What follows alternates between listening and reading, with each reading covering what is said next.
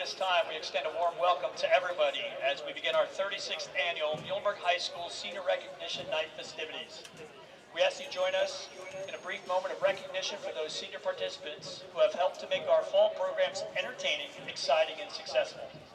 We're especially grateful to those students who have put forth that extra effort and time on behalf of Muhlenberg Athletics, and we take Muhlenberg pride in their accomplishments.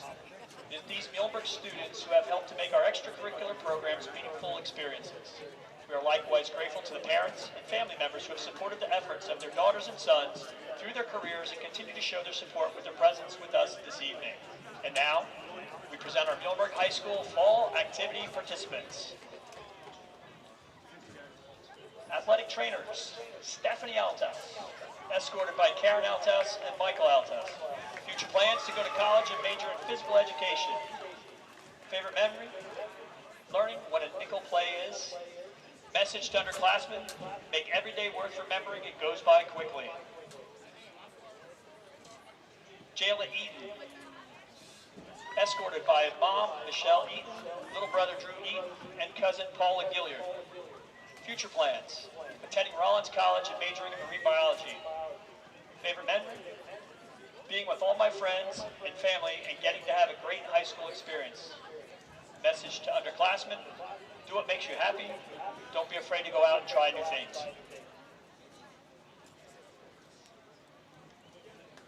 Gabrielle Flowers, escorted by Karen Flowers, grandmother, Malaya Flowers, cousin Ariana Martin, and sister Manny Ofragarm Adenche.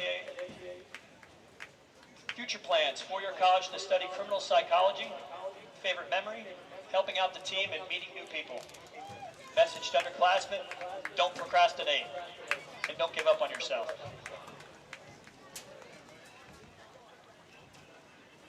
Vin Lee, escorted by athletic trainers Ashley and Dan. Future plans. My future plans are to go to university for physical therapy and physician assistance. Favorite memory? Spending time with all the trainers. Message to underclassmen, have fun while it lasts. Cross country. Keegan Cadis, escorted by mom and dad. Future plans, going to college to become a physical therapist. Favorite memory? All the team pasta dinners.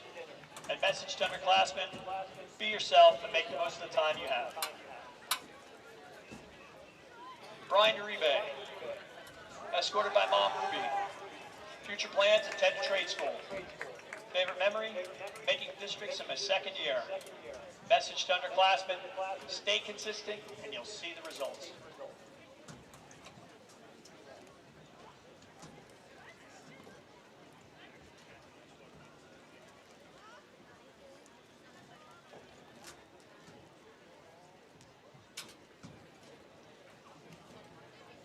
Women's tennis, Fiorella Bastidas, escorted by mom Jessica, dad Jose, sister Gilda, and sister Juliana.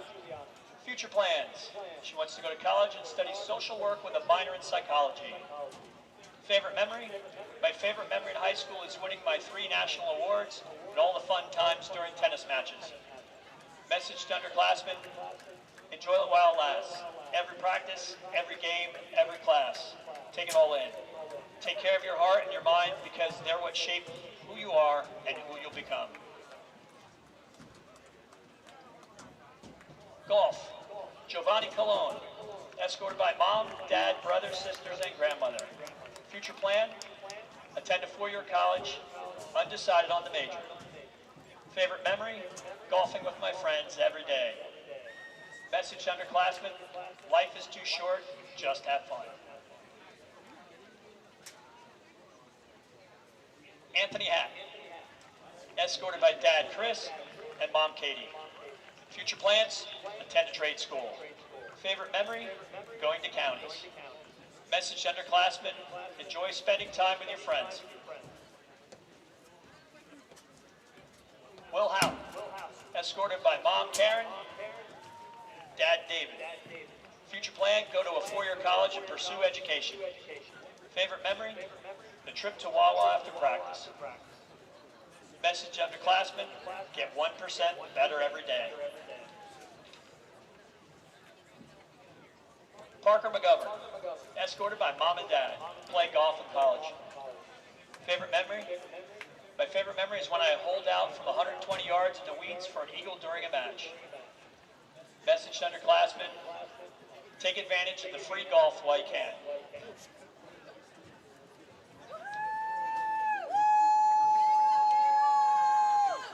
On to cheer. Geraldine Cadena, escorted by her mom and dad, Marisol and Juan, her two sisters, Kimberly and Maya, and her friend, Isabel. Future plan, go to college, become a successful registered nurse. Favorite memory, the late night bus rides and going to nationals her freshman and junior year with her favorite people. Message underclassmen, live in the moment and make lots of memories because time really does fly by.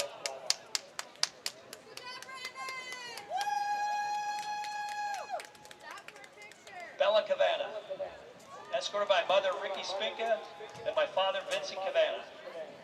Future plans, I plan to go to a four-year college to study sports psychology to become a sports psychologist.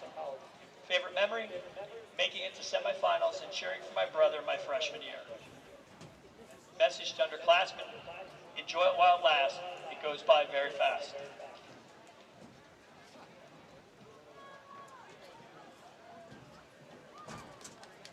Paige Clemency, escorted by mom Tiffany, dad Dan, brother Wesley, grandma and grandpa. Future plans, go to college for medical imaging.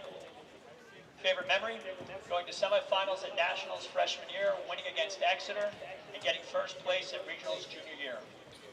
Message to underclassmen, treasure your time here, it goes by faster than you think.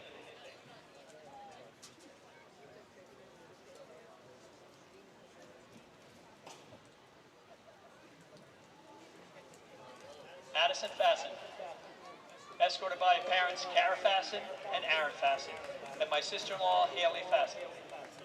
Future plans, I plan on enlisting into the Air Force for 4 years. Favorite memory? My favorite memory is going to Orlando, Florida to compete at nationals with my team. Message to underclassmen, don't think too much about the future, live in the moment, and have fun because the future will always be there, but the present becomes the past.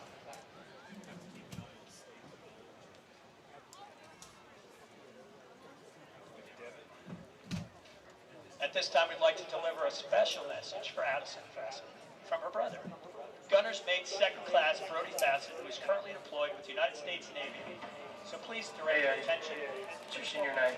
Congrats. I love you. I miss you. I'll be home soon. I'm proud of what you became and what you've done. Can't wait to see what your future holds. I love you.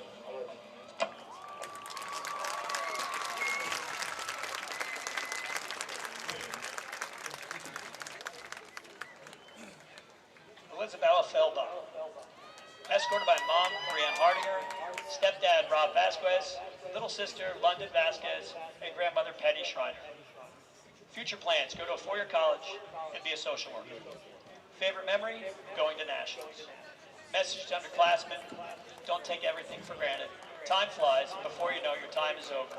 Enjoy the little things, but don't get caught up in them. These are truly some of the best times that you will never get back. Enjoy every second.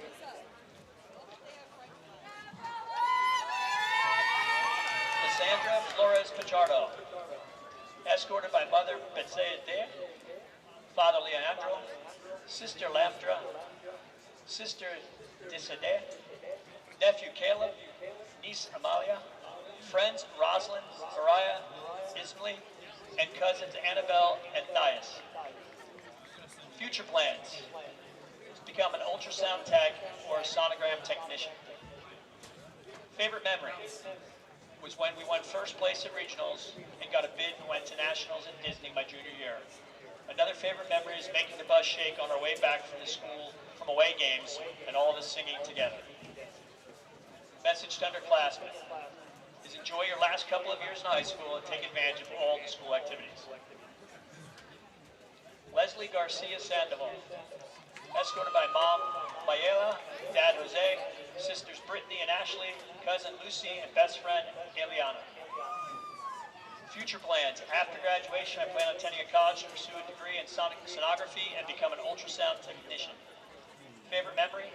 Bus rides after the games. Message to underclassmen, you only live once.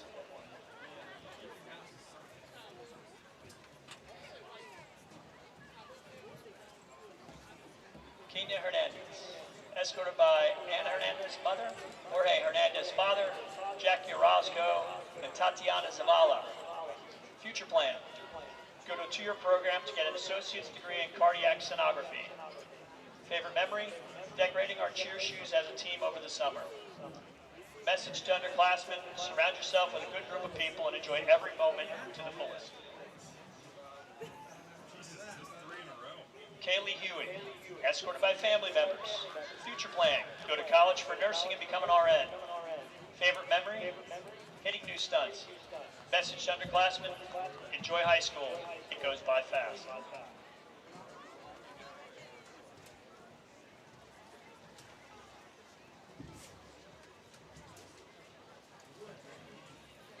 Jelani Isa Tavares, escorted by mom, Glenise, dad, Jose, Elenis, and Diana, as well as Inslee. Future plan, go to a 4-year college to study architecture and interior design. Favorite memory, going to UCA Nationals freshman and junior year for the favorite people in the last 5 minutes of the 2025 Pink Out game. Message to underclassmen, never allow anyone to stunt your shine, no matter how mean they were to you. Stay true to yourself, and remember to keep your loved ones close. Aricha Jimenez, escorted by mom, Eris Uribe, dad, Charlie Jimenez, sister, Charlie Jimenez. Future plans, I plan to go to college and become an ultrasound technician. Favorite memory, going to nationals with the team and the bus rides to and from the games. Message to underclassmen, no matter how hard it gets and how much you want to give up, keep pushing because in the end it'll all be worth it.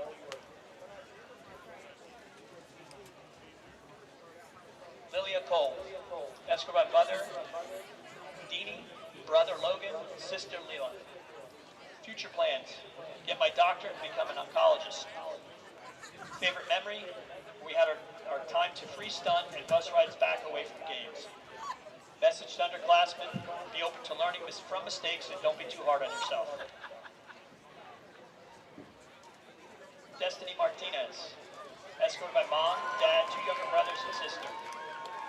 Future plans, my future plan is to become an elementary school teacher. I want to connect with the younger generation and help students like me who didn't have access to many resources available today. Favorite memory was getting to experience my last 2 years of high school with my cousin while meeting new friends and experience opportunities I wouldn't have had while still living in New York.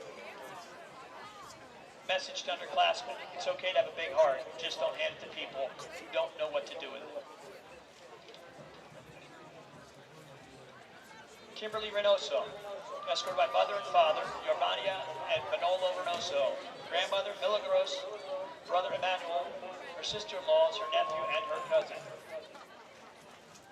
Future plans, going to a 4-year college, become a registered nurse for labor and delivery, and then going back to school to get her doctorate. Favorite memory, winning the homecoming pick-out game, going to nationals, and the bus rides away games with her cheer sisters. Message to underclassmen, stay focused and always strive for your goals and cherish every moment because they will all be stories someday, and your pictures will become old photographs that you look back on. Destiny Whaley, escorted by mother Denise Mendez, grandma Ellie, sister Daria, dad Dominique. Future plans, go to a 4-year university, get my degree in criminology or criminal justice while hopefully continuing my athletic career. Favorite memories, sharing laughter and smiles with people around me and getting stronger every day. Message underclassmen, don't let others' opinions control your emotions and how you view yourself or your worth.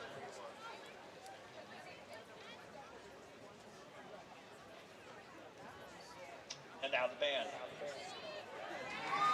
Marifer Alvarez Hernandez, escorted by dad Fernando Alvarez, mom Yadira Hernandez, sister Alexa Alvarez Hernandez, and brother Fernando Alvarez Hernandez. Future plans, become a mechatronics engineer and make my family proud. Favorite memory, the Twin Valley Marching Show in 2024. Message underclassmen, take advantage of the time, it goes by fast. Kalia Davis, escorted by her parents. Future plans, being an animator and artist.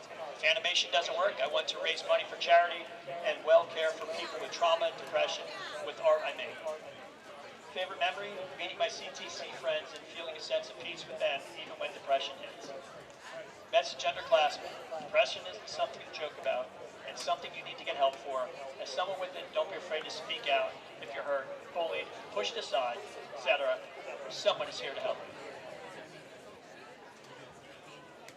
Emabel Di Stefano and Emmeline Di Stefano.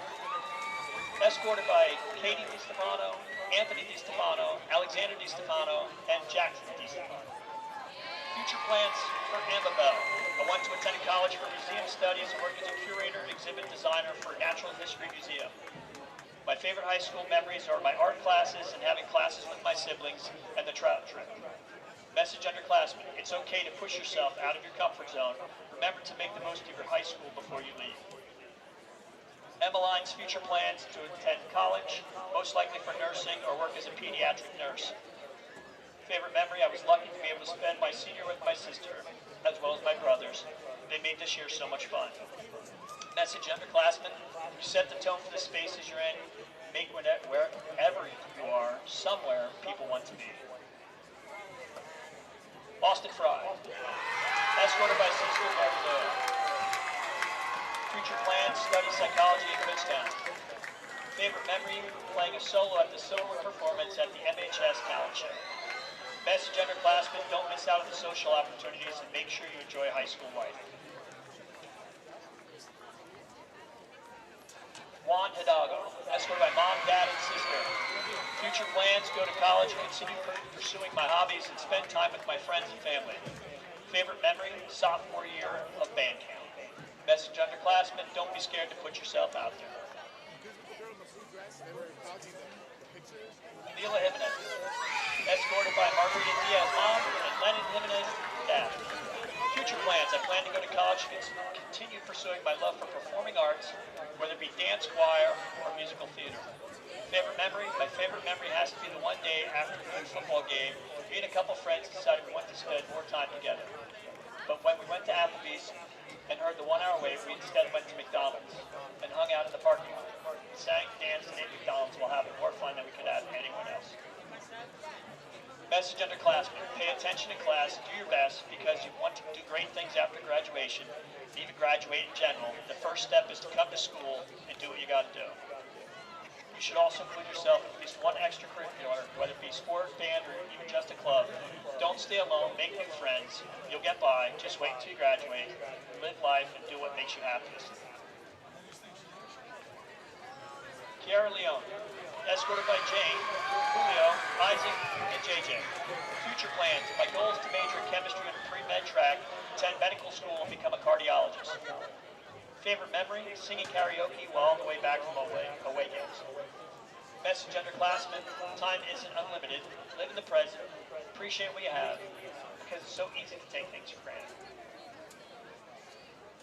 Jalixa Martinez Diaz, escorted by Ramona, Luis, Elena, and Elise Alex. Future plans, finishing associates in computer technology at RAC, and transferring to a four-year college to pursue information technology. Favorite memory, any of my club, field trips, and competitions. I love seeing my hard work pay off and spending time having fun. Message underclassmen, don't let fear control you. Sometimes you're going to have to take risks and fail in order to grow as a person. Don't waste the time you have doubting yourself when you could be doing the things you love instead. Paula Molina Rivera, escorted by best friend Tatiana Shepard. Future plan, go to college for a bachelor's in being a financial analyst. Favorite memory, seeing my growth and skills improve in color guard. Message underclassmen, don't be afraid to throw yourself out there and try new things. Opportunities are always endless. Giovanni Morales, escorted by father Jose Morales. Future plans, looking for college and tech schools to further my education. Favorite memory, from high school would have been grabbing food and sheets with members of the marching band. Message underclassmen, trust your gut, eat good food. Stefania Morales, escorted by mom Danielle, dad Gregory, and little brother Jaden. Future plan, major in music education, and minoring in film production. Favorite memory, chanting defense and singing our songs when we were told we couldn't play. Message underclassmen, just thug it out, man. It'll get better. Cassie Payne, escorted by Islani Polanco, Kendra Cosme, Camille Esteves, Kirali Esteves. Future plans, studying double majors, theater art at RAC, and an online diagnostic sonography program. Favorite memory, sophomore year, performing our show in the first game. Message underclassmen, join and participate in extracurricular activities, go to homecoming and prom, hang out with your friends, and have the most fun you can, because 3 years ago I started high school and it flew by quicker than ever. Selena Perez, escorted by Mom Catherine Rodriguez, Grandma Maria Castro, Dad Ricky Perez, Stepmom Jaime Perez, Janeska Quinones, Ricky Perez Jr., David Perez, Janexi Perez, Gabriel Perez, Yandel Perez, and Noah Perez. Future plans, go to school to become a licensed practical nurse. Favorite memory, the long hectic bus rides on our way back from away games. And message underclassmen, have as much fun as you can, time flies, don't care about what others think. Jaden Quizada Taveras, escorted by Marilis Taveras, Carlos Quizada, Aiden Quizada. Future plans, go to college to study computer science and pursue a career in cybersecurity. Favorite memory, playing the marching band during the school year of 23 and 24. Message underclassmen, never put off tomorrow what can be done today. Gerardo Rosario, escorted by his parents. Future plans, going to either Syracuse or Penn State to study sports broadcasting. Favorite memory, my first show sophomore year and seeing the bright lights for the first time. Message underclassmen, you guys are some of the most talented musicians I've ever heard in my life. You're hungry, loyal, and do whatever it takes to play your instrument to the best of your ability. And that's genuinely inspiring to me.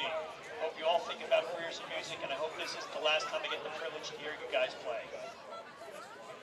Josue Tinoco, escorted by his father, Jose, and mother, Estella. Future plans to attend college for a degree in music education with a concentration in voice and potentially double major with musical theater. Hope to eventually become a music educator or a stage actor, maybe even both down the line. Favorite memory, attending the PMEA All-State Music Festival with the Contemporary A Cappella Ensemble. Message underclassmen, get involved with something different. It never hurts to join something that intrigues you. Cassidy White, escorted by Gerald White and Danielle Smith. Future plans, after high school I plan to go to college for business, then attend a culinary school and hopes to one day open my own restaurant. Favorite memory, my favorite memory from the summer practices, we all have fun trying crazy tricks and laughing through our failures.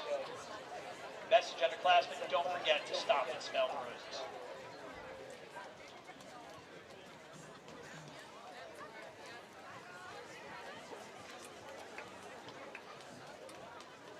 And now for our football seniors.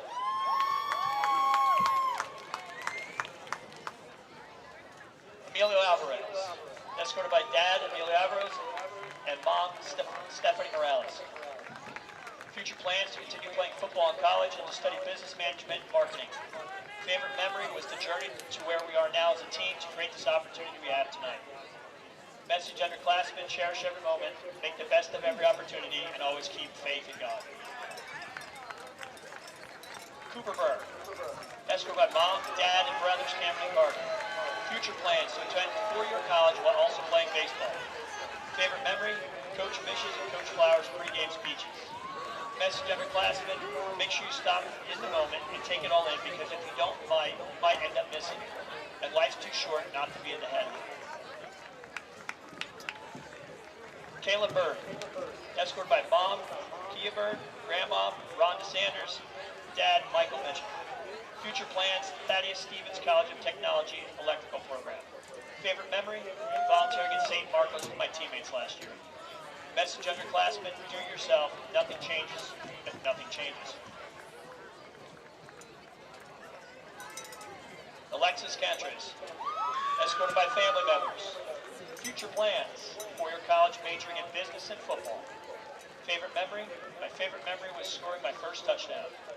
Message underclassmen, way to get started is to quit talking and begin doing.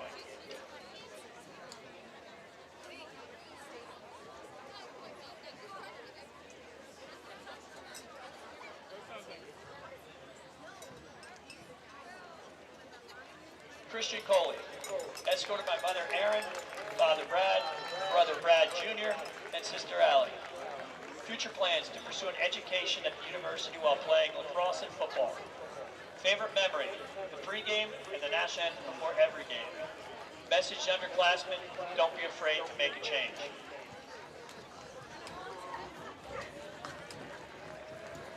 Jeffrey Collado, escorted by Morgan Miller, Rob Miller, Manuel Collado, Carlos Collado, Yolanda Vasquez, Koryama Collado, and Jeremiah Collado.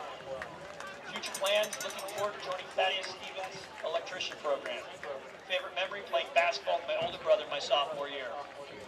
Message underclassmen, don't take every day for granted. Every day is special. Jonathan Dezen, escorted by Patrick and Casey. Future plans is currently scheduled to attend an automotive training center where the curriculum provided with rigorous instruction, both high-performance vehicle maintenance and specialized skills in collision repair and recovery. Upon completion of his studies, he harbors significant entrepreneurial ambition. Strategic plans to leverage his expertise and steps for full-service automotive repair and maintenance facility in the Muhlenberg area, marking the commencement of his professional career in the industry. Favorite memory, when we won against Reading, ending a 21-year losing streak. Message underclassmen, to the younger members of the team, you have the time and the opportunity right now to establish the foundation of your future, both on and off the field. Just like mastering a new play, success requires discipline and absolute commitment. Invest in your academics with the same intensity you bring to weight room. Respect the process, be the daily grind of practice, film study and classwork. The effort you put in today determines the opportunities you'll have tomorrow. Stay focused, stay hungry, and support your teammates. That's how you win in the fourth quarter. That's how you win in life after the game ends. Tony Ferreira, escorted by Anna Ferreira and Ramon Ferreira. Future plan, go to university, play football at the next level. Favorite memory, getting my first pancake. Message to underclassmen, have fun. Connor Cantor, escorted by mom Cindy, dad Josh, and sister Leanna. Future plan, I plan on going to a four-year college and continue to play football, and I want to major in sports management. Favorite memory, being able to play for the section chip and the summer workouts. Message to underclassmen, hard work will pay off and stay humble no matter how good you are. Fred Lacey, escorted by mom, brother, and sister. Future plans, go to college and play football, working with children. Favorite memory, the talent show. Message to underclassmen, just keep working and keep believing and trusting God. Marcus Luna, escorted by mom, dad, brother, and cousin. Future plans, continue playing football in college and majoring in business. Favorite memory, when we beat Reading for the Battle of the Border Trophy. Message to underclassmen, always keep your circle really, really tight. With God first especially, but because they won't understand the struggles, the pain, and the hard times that you're going to have to go through.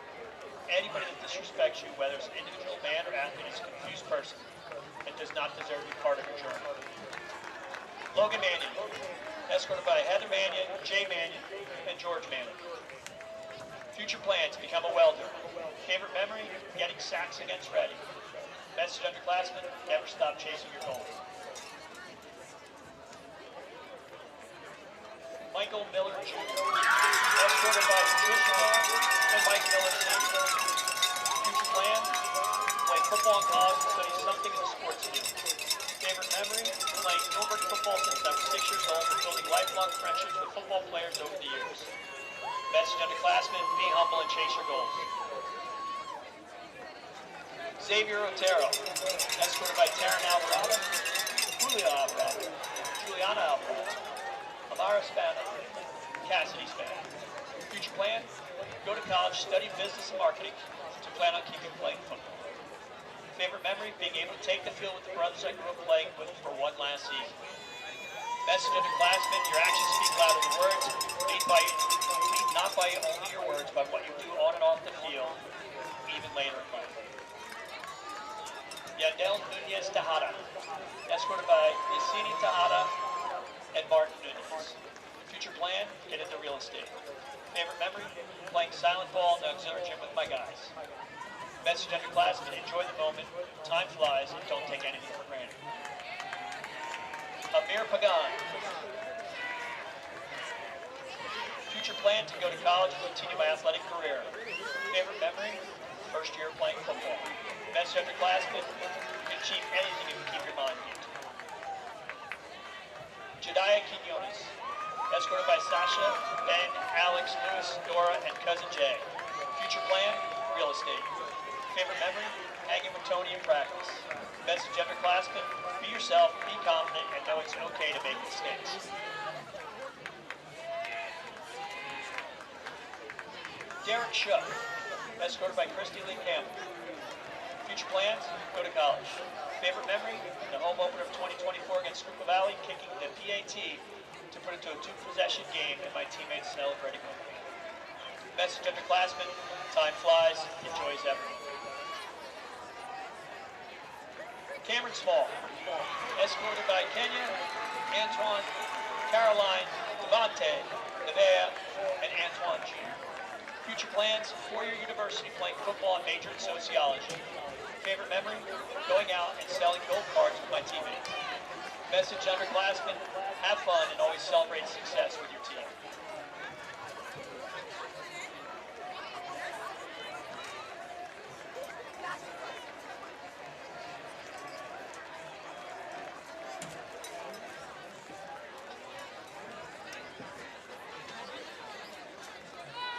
On behalf of the Muhlenberg administration, faculty, and coaching staff, we say thank you to our senior fall activity participants and parents for your contributions to our athletic programs.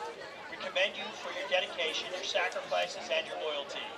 We gratefully acknowledge your efforts and your accomplishments, and we wish you all continued successes in your future endeavors. We ask that everyone now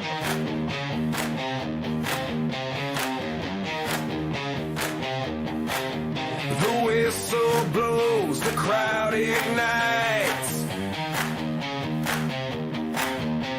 Underneath those blazing lights, cleats hit the turf, the battle's on. The roar of fans, the beat of hearts, is where the legend always starts. Friday night, we're burning bright. JG Media brings the fight. Exeter shouts, the Muhls inside. Friday Night Live.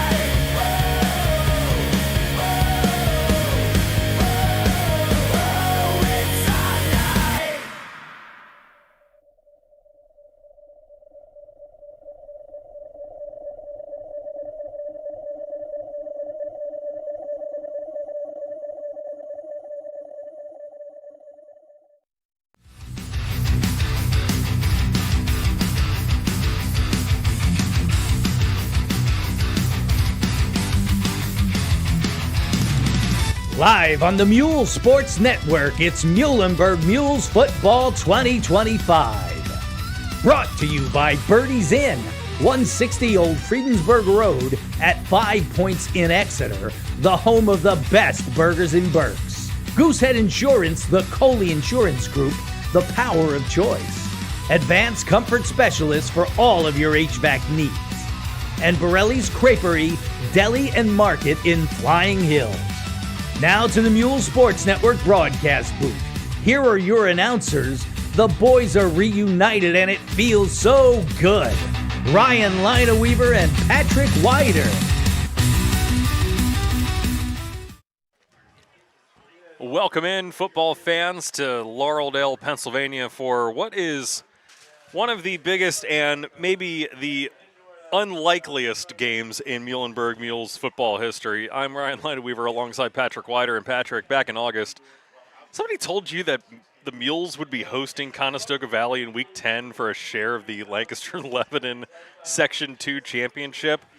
You probably would have sent me to the nut house, and yet here we are, the 8-1 Muhls, hosting the 9-0 undefeated Buckskins with a section title on the line. Yeah, absolutely. What a special year the Muhls have had. 8-1. You know, worst case tonight, they end the game, they're 8-2. Best case, they're 9-1. So it's been an incredible ride, and I've thoroughly enjoyed it, and I'm so happy and proud of Coach Flowers and these players. So, set the stakes. Conestoga Valley, they win tonight. They clinch their second straight section title and finish the regular season 10-0 for the second straight year. They've won 21 straight regular season games dating all the way back to 2023 as you see them entering the field of play here. If Muhlenberg wins, they would earn a share of the Section 2 championship with both CV and Exeter potentially, and that would be the Muhls' first section title, or at least a share of the title, in 20 years. Yeah, it would be the cherry on top of a great season, and if they could pull off a shocker here, I think it would be a shocker. Conestoga Valley is a very talented team, and they're humming and they're playing really well. And you know, they're down late against Exeter last week, and they did the onside kick the right time, scored the late touchdown to knock off Exeter. So you know, they're just playing really well. They're a team full of confidence. Offensively, they got playmakers everywhere. They got a quarterback playing at a high level, and then defensively, they're at a high level as well. So it's going to be a tall task for the Muhls tonight. The road that the Muhls have taken to get here is nothing short of remarkable. They had a 30-point loss in Week 7 to Exeter. Coach Rob Flowers said he was focused on holding his team together, making it to the District 3 tournament. Making districts, that was something that they haven't done in over a decade. It was no guarantee with Ephrata and Academy Park, teams that routed them a year ago. And, you know, Flowers even said himself, if we don't win against Ephrata, this isn't even a conversation about the playoffs. Absolutely. You know, if you look at the games, Ephrata they won, you know, Governor Mifflin, you know, they had a lot of games that, you know, could have won either way, and you know, they got those big wins where they needed. Last week, Academy Park came down to the wire. Adriel Baez to Fred Lacey to win the game. I mean, just incredible moments we've seen with these Muhls. We saw them start hot beginning of the year, but then they got in section play and they had some battles. You know, they had some battles with Mifflin. They had a battle with Ephrata. They had a battle with E-Town. Yeah. But they found a way to win that, and then they found a way to beat Academy Park. Now, the last step for a great team is, can you knock off the big dog on the block? And right now, Conestoga Valley is a big dog on the block in Section 2. The Muhls beat Ephrata 33-28 on a 7-yard Cam Small touchdown run with 4:29 left, and then Chase Zona with the pick with a $1.26 remaining to seal that one. Last week against Academy Park, oh boy, if you missed that one, well, it's up on YouTube. 36 combined flags for 385 yards. They rallied from an 11-point deficit with 2 touchdowns in the last 5.5 minutes. Adriel Baez to Freddie Lacey with 28 seconds left for the 42-37 victory. Let me tell you, both of those teams spent a good chunk of time going backwards, but the Muhls still able to find a way to win and get in here. And, you know, Rob Flowers said, you know, the game against CV, the guys were going crazy down on the field, hearing the public address announcer let them know that they were going up for a section title. And we can talk about Conestoga Valley as well, because they also had their own miracle rally going on too. Well, I think the key with the Mules is you got to try to get it to the fourth quarter and be in the game. Because I will tell you right now, in the first quarter and a half, they're going to go for the strikeout below here. It's like a boxing match. They're going to come out and try to knock you out. And it could very easily be 21-0 midway, through the second quarter. They're that talented. They're that highly skilled on offense, and their defense is flying around making plays. So if the Mules can hang in there, make plays, be smart, play their best game. They need their best game. If they play their best game, get it to the fourth quarter and have a chance. Last week, down 2 scores in the fourth quarter, they found a way. If they can make it, go in the fourth quarter and it's a 1-score game either way, they're going to have a chance to win. But it's going to come down to that first half. They got to be able to make enough plays to stay in the game. Cam Small now in the 4,000-yard rushing club. They'll need him to get going and get going early as well because, hey, the more that you're keeping the ball out of Espen Shade's hands, throwing it, certainly the better off that you'll be. And there's the potential for him to pop off here this evening. Leo Brown able to run for 332 yards against Conestoga Valley. It was an Exeter program single-game record. So while the Buckskins defense have been relatively stingy, 8.8 points a game, 4th in total defense, they still have the ability to get gashed by a big-time back. And hopefully we'll see that here this evening with none other than Cam Small. They're just about ready to present the colors that you can see here on your screen. We'll take a quick break. When we return, we'll have Muhlenberg football going for a section title here on the Muhls Sports Network.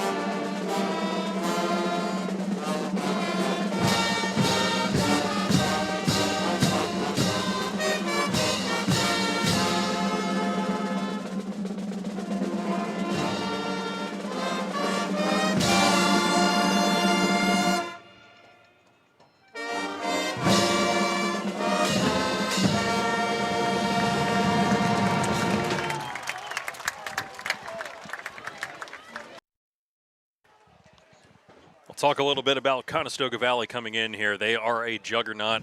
They're an exceptional football team, 9-0, ranked 9th in the state Class 5A rankings, according to Penn Live. Number 2 in District 3, only behind unbeaten New Oxford. That 21-17 victory that they had against Exeter last week, fourth quarter execution, really sealing the deal there. The Eagles defense held Conestoga Valley to negative rushing, had 6 sacks, and yet Conestoga Valley 2 touchdowns in the last 2:49. Onside kick set up the game winner. I mean, you can hold them down, but even if you get them to the fourth quarter, still a really stingy football team. Yeah, I mean, Sawyer Estrom Shade's the engine that keeps it going. At 1,941 yards passing, 27 touchdowns, 3 picks, that's it. 192 yards rushing, 1 touchdown, and he spreads it around. Garcia's got 24 catches. Bear's got 27. Fisher's got 26. Conaway's got 19. And it's a lot of different receivers that he spreads it around, so it's really hard to stop. They can run it with Rubo a little bit. He's got 629 yards, but they really want to go out and throw the ball. Muhls will kick it away here to start. And we are officially underway here. Slamming on the brakes. And stopped around the 25-yard line was Jaden Conaway, and that's where the Buckskins will get things started this evening. If you're the Mules defense, here's the question I want to know. Teams have not thrown the ball well on them this year. They are 7th in Lancaster Lebanon League in pass defense. Now, they haven't played the best. I was waiting for you to come to that. They haven't played a lot of great quarterbacks either who can sling it. But teams have had success running right at them. And so I wonder if they come out, do they come out and run right at them, or do they spread them out and throw them out? Throw it around, because that's what they are good at, and that's what Espen Shade excels at. I guess we'll find out. As Espen Shade barking out orders, he just got trips left to start. Said it'll be Espen Shade on the keeper, and yeah, that's a big pop that time. Taken down by Mikey Miller after a gain of about 3. I saw them warming up, and they were running a lot of that. They were practicing the zone read. So it's a spread offense, but what it is there's a lot of elements of wing T concepts, your favorite word, but with spread. So you might like this, Ryan, but there's some wing T elements where you'll see counter, and you'll see lots of motion and misdirection. Slightly less boring than the regular wing T. Once again, he'll go 3 out to the left. He'll look that direction, dump it off down low to Rubel, and Rubel unable to make the catch. Miller lets him hear about it afterwards. Incomplete, it'll be 3rd down. Rubel is a really good player. He can catch the ball out of the backfield, and he's a nice runner. Coming in the game, he has 16 catches for 269 yards, along with 629 yards rushing. So he's a multi-dynamic player. And he will stay on 16 catches after that. This is huge. You get it 3rd down here. Get out off the field. Get this high explosive offense off the field would be huge. First time out of the trips formation. This time they'll go 2 spread out to either side. Espen Shade will look to his left, now over the middle, has a man, and another drop as Josiah Garcia. Case of the Butterfingers around the 43, and it'll be 4th down.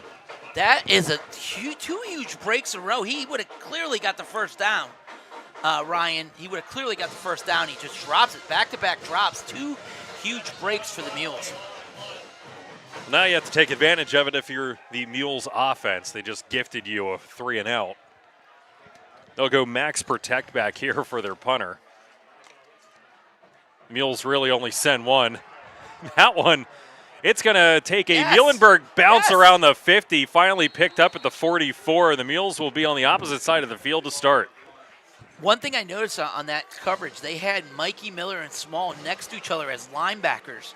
They're trying to, on 3rd down, they're trying to think, hey, let's take the underneath passes away, because they love, they'll throw deep with Espen Shade, but they like to dink and dunk, and he's really good at, hitches, slants, snags, just all digs. That was a little wrinkle they had there. So those are the kind of route trees I like to see.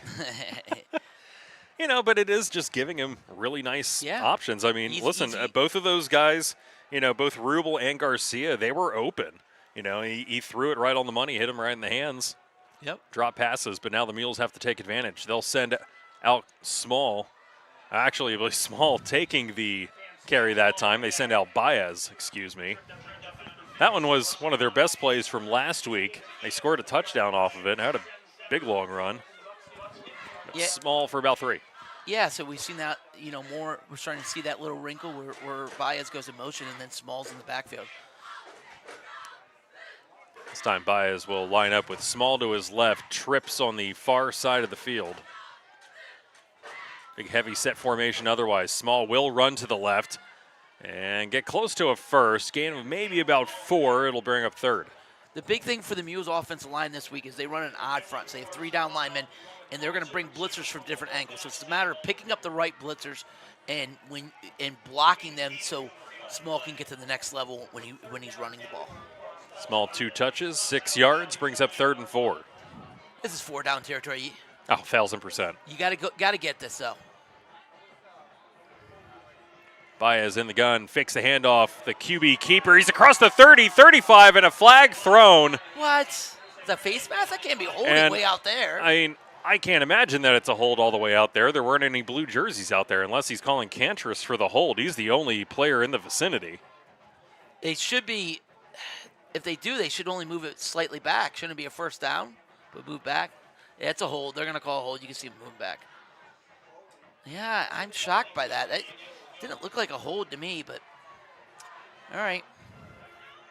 Oh, was one player out there amongst like 4 white jerseys. That was an odd one, That's usually what it is that when you see that thrown, but I was just nobody out there. I'm kind of surprised. And I would have to imagine now they're going to walk it back from there. And It should be a first down, right? it will be a third down. And first down. He marked first down. now he's finally marking it. I'm just watching the yard marker on the far side of the field keep flipping numbers. Well, Going from first, second, third, fourth, and then hang there a while, then, oh, wait, first down. So it will be a first. They'll just lose the 10 yards off of the hold. Well, we haven't seen Baez run a lot last couple weeks. That could be something. They're all going to key on small. The whole defense ran with small, and that was a nice run by Baez. That's something we might be able to see a lot more tonight. Baez throwing into the flat. Ooh. Mikey Miller with 2 defenders, 3 defenders, and he'll be pushed back. It'll be a loss on the play. They were doing a wide receiver screen, different than the bubble they usually run. So he came towards the quarterback. Lacey missed his block, and the safety came screaming over the top, and there was nowhere to go there. It was Miller, like 1-on-4. Listen, if it's 1-on-1, Mikey might be able to make the guy miss. If it's 1-on-4, that was I'm just tough. saying your odds very short. Now he'll have both Miller and Small in the backfield. Miller in motion. They'll hand off to Small. Small off left tackle, plows forward, lowers the shoulder, and gets just shy of the 30. Gain of about 4. Conestoga Valley's trying to play more straight up. They're not really stacking people in the box. They're trying to play both the run and the pass. They feel confident. It looks like that they can be able to shut both down. And so that's why when you throw that bubble screen, wide receiver screen we see in the pass, it's wide open. It was really well covered. 3rd down and 6. Again, 4-down territory for the Mules. Baez looking, surveying, throws, and nearly intercepted. That one, an ill-advised pass into the flat. Cameron Bear nearly coming away with it. It'll be 4th down. They're running like a comeback route with Mikey Miller, and the DB did a great job reading it. He came up and, lucky it wasn't intercepted. So now you got 4th down here. I'm not even sure if it would have been a 1st down, even if it would have been in Miller's vicinity. No, in a catchable I don't think ball. so. Well, but it would have made it like a 3rd and 3 maybe. But we haven't seen this in a couple weeks. What about a Cameron Small screen? You send everybody down on verts, get him down on a screen, get him one-on-one with a linebacker, and he can make a move and get the 1st down. This time they put Tony Ferreira up front, and Mikey Miller is going to get swallowed around the line of scrimmage. They tried a little wrinkle that time. I don't know if you took notice to it. They stuck Ferreira at center just to try to stick your big 6'8", 304 offensive lineman right in the thick of things. Yeah, it's yeah, they tried to do that, and they did the little pop pass, and then they had Cameron Small block out front, but it was very well defended by Conestoga Valley. That's disappointing. You didn't get any points in that drive. Now they get the ball back. I think it's another loss of 1. It'll be a turnover, and this time a little sweep action. And breaking across midfield now inside Muhlenberg territory. And that would be Josiah Garcia. I have him in here as JoJo from last year. They're kind of like Chip Kelly at Oregon. They like to go sideline to sideline with jet screens, bubble screens, all kinds of stuff. They're right on the ball, no huddle here. Gain of 22 for Garcia. Espenshade will move around the formation. Let him know. Stepping up in the pocket, still surveying. Now he'll just tuck. And tackled around the 40, stood up. Kind of awkward. It looked like he wanted to slide, and then he was like, nope, too late for that. Ends up getting stood up after the gain of 7. He's not the biggest guy, 6 foot 180. But he's got really good mechanics, and he can tuck it down and get a couple of yards. He's not going to be like a Baez and go get you 20, but he'll get you. He's a serviceable runner. 2nd down and 3. Espenshade once again barking out orders. Motion again. They'll throw a man in motion. Little handoff. They had him in the backfield, and a little shifty running that time from Rubel. He'll have the first. Yeah, Rubel's a really nice player that can kind of do it all, catch the ball, run the ball, and nice wiggle there. You know, they would have had him for a tackle for a loss, and he made the guys miss. Yeah, gain of 7 that time, but Rubel was dead to rights in the backfield. And a little shift here, little juke there, and able to escape for 7. Buckskins on the 33. 6:40 left here in the first. Once again, they'll put a man in motion. Garcia take it on the sweep again. They love jet sweep. That's the second jet sweep they ran. They love it. They love going sideline and sideline.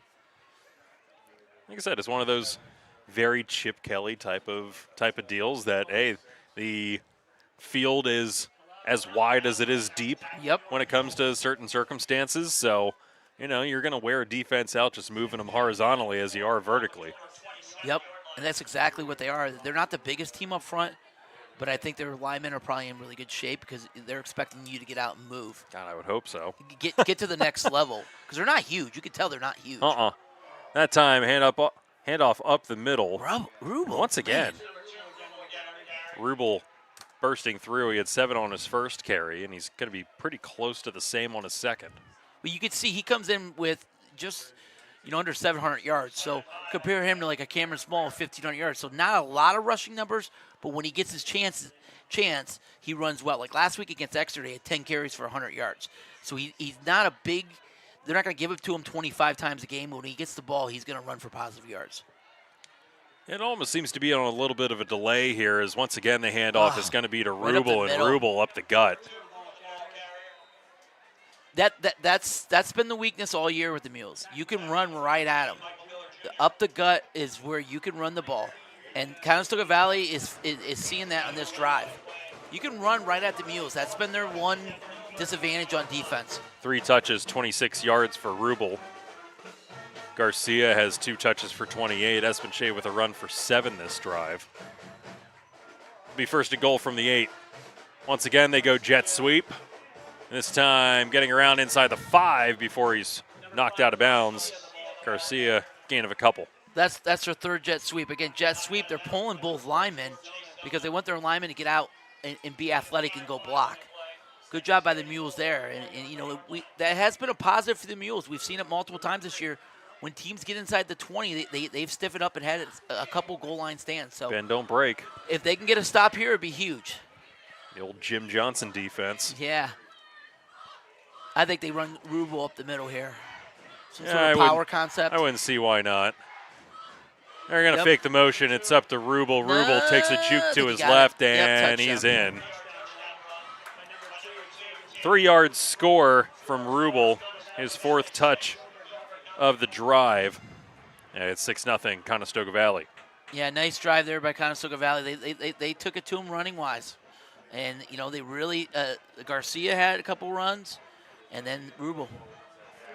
On the flip side here, taking a peek at the Exeter Sports Network, Exeter also scoring right around the same time here. They're up 6-0 on E-Town, make it 7-0 as Franek punches through the extra point.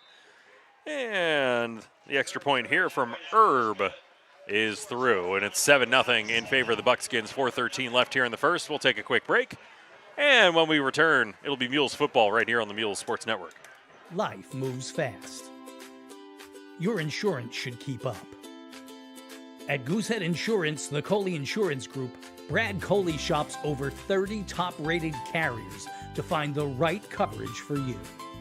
Home, auto, business, life. Whatever you need, they've got your back. Real service, real savings, real fast. Goosehead Insurance, the Coley Insurance Group, the power of choice.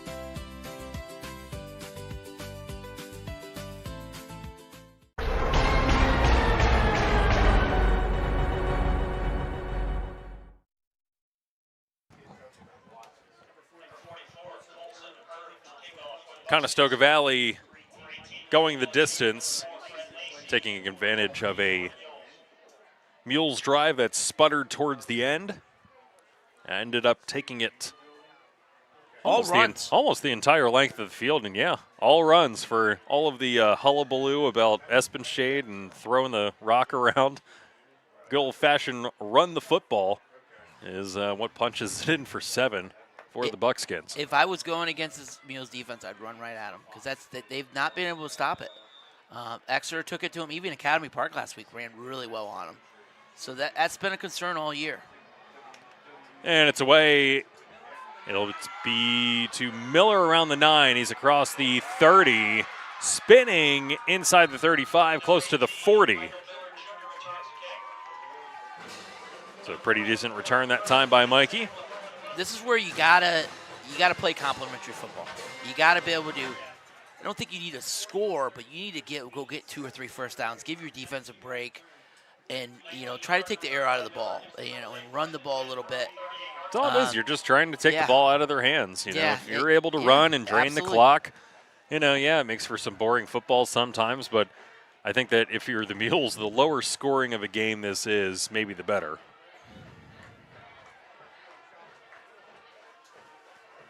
Handoff to Small. Small this time, cutting up inside. Nowhere to go. They're doing a great job with their 3-man linemen, and then they're bringing backers, and they're blitzing and stunning different gaps, and it's really hard to run inside. So, if Small's going to get going, he might have to pop a couple outside. Small 4 touches, 11 yards. Tough sledding here in the early going. We've seen this before, and then, he'll get one and take it to the end zone or for a long run. This time out of the pistol. They usually hand it off to Small out of the back there, and they do. He just follows Mikey Miller. He's across midfield before he spun out, as Josiah Garcia able to get him by the coattails there and spin him out around the 44-yard line. Not too shabby there by Cam. I like bringing Miller in the backfield because the way they're shooting gaps with their linebackers, you can get Miller up on a backer, and if you get, even if like in basketball, like set a pick, just seal him off. You should be able to get some rushing lanes because they're taking their backer right here, number 8, and they're just bringing him on like a blitz towards the tight end. And that time going up the middle, he misses Cam Small, but yeah, that's exactly it. Yeah. So Parker. He's sending Parker Book. Parker Book is just lying wherever the tight end is. He's lying on that side and he's shooting that gap. And right there, even though he didn't make the tackle, it's not even sealing the edge. He's actually wedging himself inside there. Yeah, he's going right between the basically A and B gap, and sometimes B or C gap, and he's going right towards them, and it's right towards the tight end. And so you could see him right here, and that's really hard to run inside on that. Now they go 2 split out. The handoff is to Miller. Miller taking a step to his right into the fat part of the M. It'll be 3rd down. So now what they do is they bring Small in motion and they run Miller off tackle. Good design. They got about 3 yards. So now you really got 2 downs to get 6. They've been all on the ground here. I wouldn't mind going back to a Baez run where you fake it to Small. And maybe Baez can go off the edge and get a big play. But you got to try to get this first down right here, big time. We've seen some success off of that. Yep. Maybe not on the first play of the game here, but it will be just Baez and Small in the backfield. Baez will roll to his right, looking, and will end up eating a sack. Right there is why they're a great coach team. That's their favorite concept, smash. They're running the comeback outside with Miller. What did the corner do? Most corners play deep.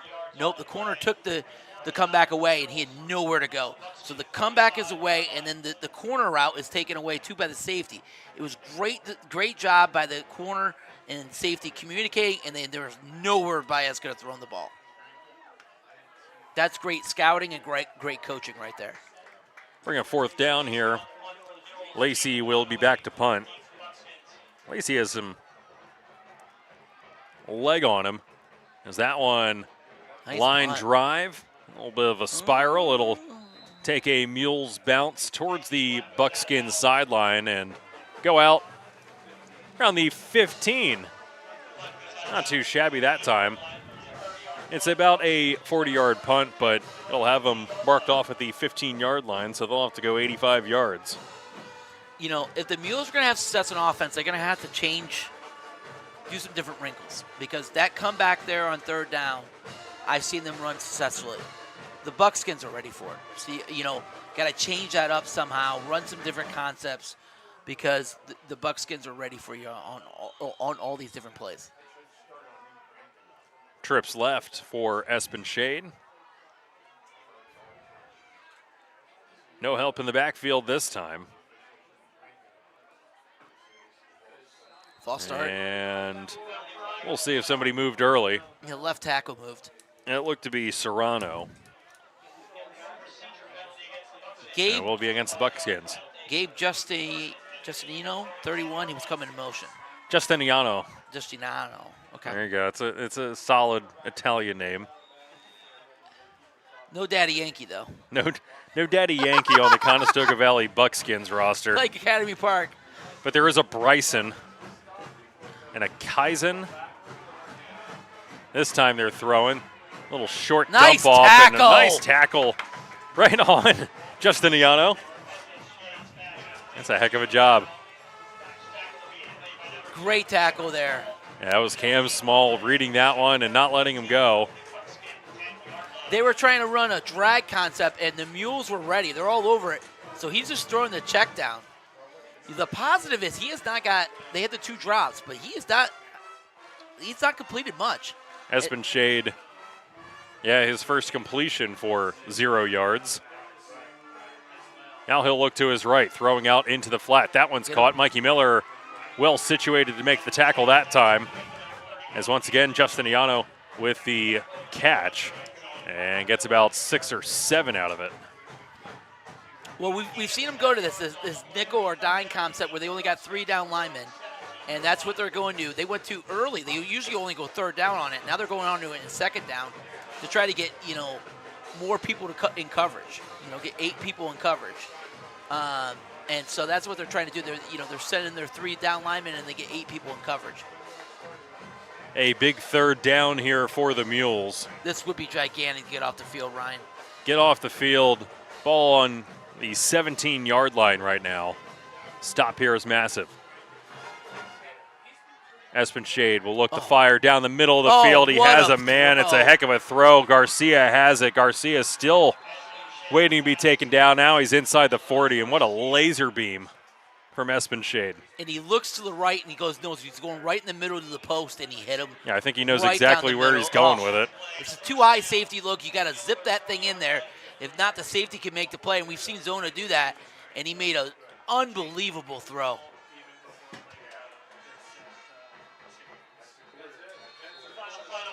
So that was, 33 yards plus 10, so 43 yards that time. Yay. We'll keep on top of that. And more. But that is the end of the first quarter. Buckskins 7, Mules nothing. We'll touch base again in just a minute on the Mules Sports Network. At Borelli's Creperie, Deli, and Market, they keep it simple. Good food, fast, fresh, and delicious. In the mood for a hoagie? Choose one from the menu or tell them what you want. A hot sandwich or a cheesesteak? They've got that covered too. Lunch meat for a family gathering? They have it fresh cut to order. Craving Italian? There are imported specialties you won't find anywhere else. Along with drinks, chips, snacks, and hot or cold brewed coffee in caramel, French vanilla, and hazelnut flavors. That's Borelli's Creperie, Deli, and Market. 15 Village Center Drive in Flying Hills. Good food, fast, fresh, and delicious.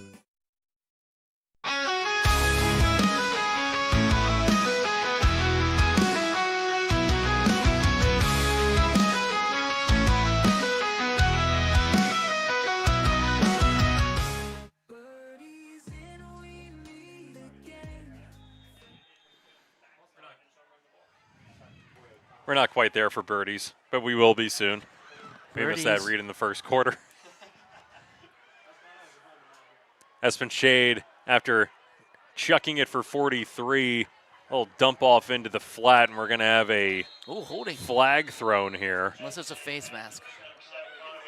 And it might be a face mask because there wasn't any blocking downfield at that point. No, it's a block in the back. No, it will be. Block in the back here for the Buckskins.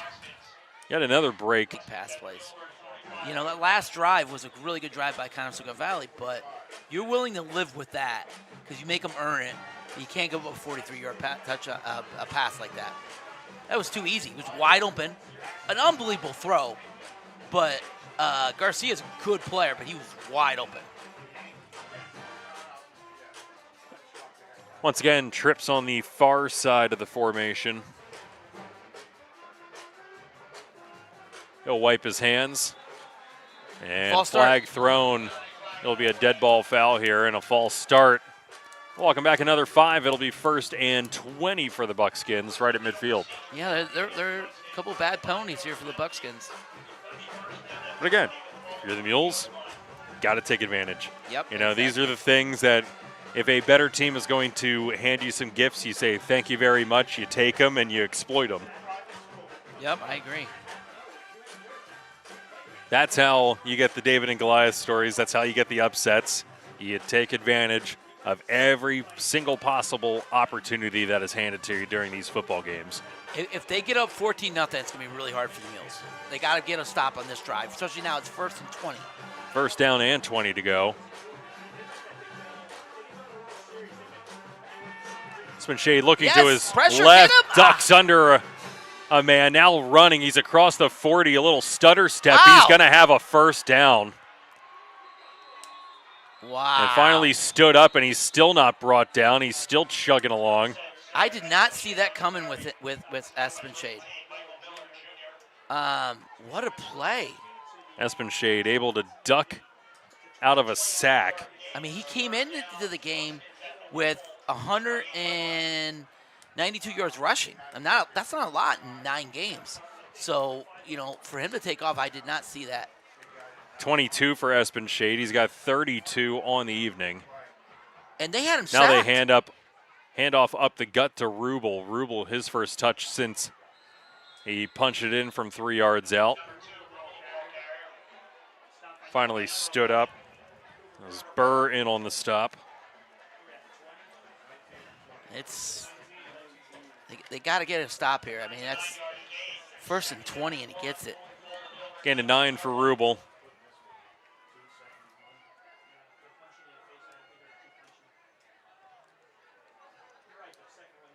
Yeah, talk about the backbreakers. A 22-yard run by Shade on 1st and 20. This time Shade on the keeper, breaks a few, jukes to his left, and he's in for the score. That time they brought a blitz, and he hit the right gap when the blitzer wasn't there, and he took off and got the big run. I did not see that coming, him being the big runner tonight. He's not done it much this year, but nice run by him. 19-yard score. So he's brought to what? Probably 50 He's up to yards. 51 yards on 4 carries. Got what, half of his season total already? As Lacey will step off here for the extra point.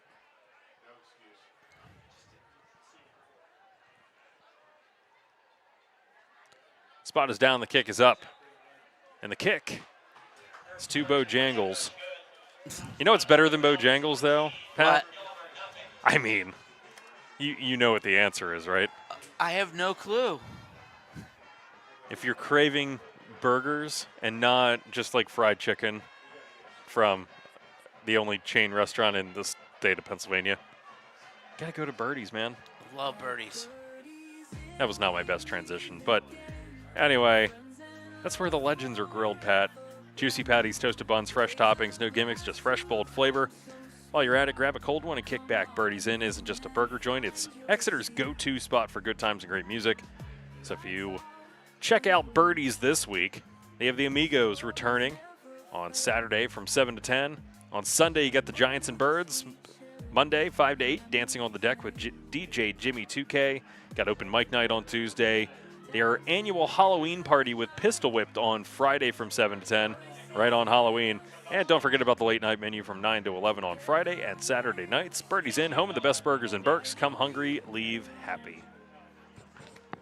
How about those Birds this weekend? You can go watch the Birds Sunday, right? I got Jackson Dart as my fantasy quarterback this week, so. You got to let that one go, buddy. Whew, I didn't really have many options. Jaden Daniels looking like the 6th best quarterback drafted last year. Wow. It's been hurting my fantasy team. Thought I got a steal. Apparently everyone knew better. This one fielded by Mikey Miller inside the 10. He's taking it all the way from left to right. And we're going to have a flag thrown here as a result. Again, I hate to keep saying it, but that's great coaching. They love to set up the turn to the right. That's just what their thing. They've had big success with it. They kick it all the way to the other side. He's got to go run all the way over there. Block in the back, now you're going to push him back. At the 20. It's going to mark him back to the 10. Ryan, it's getting late early. They're going to need a sustained drive. Right now, the Mules, it's your time. You got to go get a touchdown if you want to stay in this game. You got to go get one right now. Pull out everything and try to score on this drive. Yeah, go routes probably not going to do it against a team like Conestoga Valley. So there you go, 90 yards. The Mules will have to march. I think Baez has only got one completion, and that was like for negative yards. Baez has 2 completions for -2 yards so far. A little handoff to Small. Small slips a tackle inside the 15. Gain of 8. And that's his ability to just break a tackle, get upfield. That's a normal running back. That's a 2-yard run. He made it an 8-yard run. No, the guy just fell off of him like a water drop. It's he's just incredible. We went to Kutztown last weekend for a visit. I think he'd be a great fit there. Really, senior night for all these guys. An incredible career for Cam Small in 2 years here. This time 6 in the box. Baez needing to slip out. He's looking down the field, and that one's going to bounce. He should have ran. In front of Coley. It'll be 3rd down. I don't mind the pass on 3rd and 2 because I don't either. On 2nd and 2 because you could think you could probably run it with Small and get it. I always like to see him take off there. I think he had some grass down here or turf, and he could have ran for a little bit. He had footsteps behind him, chasing him out of the pocket. Yeah. I think he just heard the footsteps, and he was determined to keep his eyes downfield. You coach that into him sometimes, and you got to get this. I think you take that. Cam Small this time. He got it. I believe he got the first. They went to a 5-2 look there, knowing that Small was going to get the ball, but they were able to get enough push, and Small was able to get it. So that's a big 1st down. At some point, you're going to have to try to throw one up to Lacey, too, because, that's been a successful recipe because he's so big and he's so athletic. Take a shot with him or Miller downfield. You got to be able to at least stretch that defense out. You can't keep having them routinely stack the box.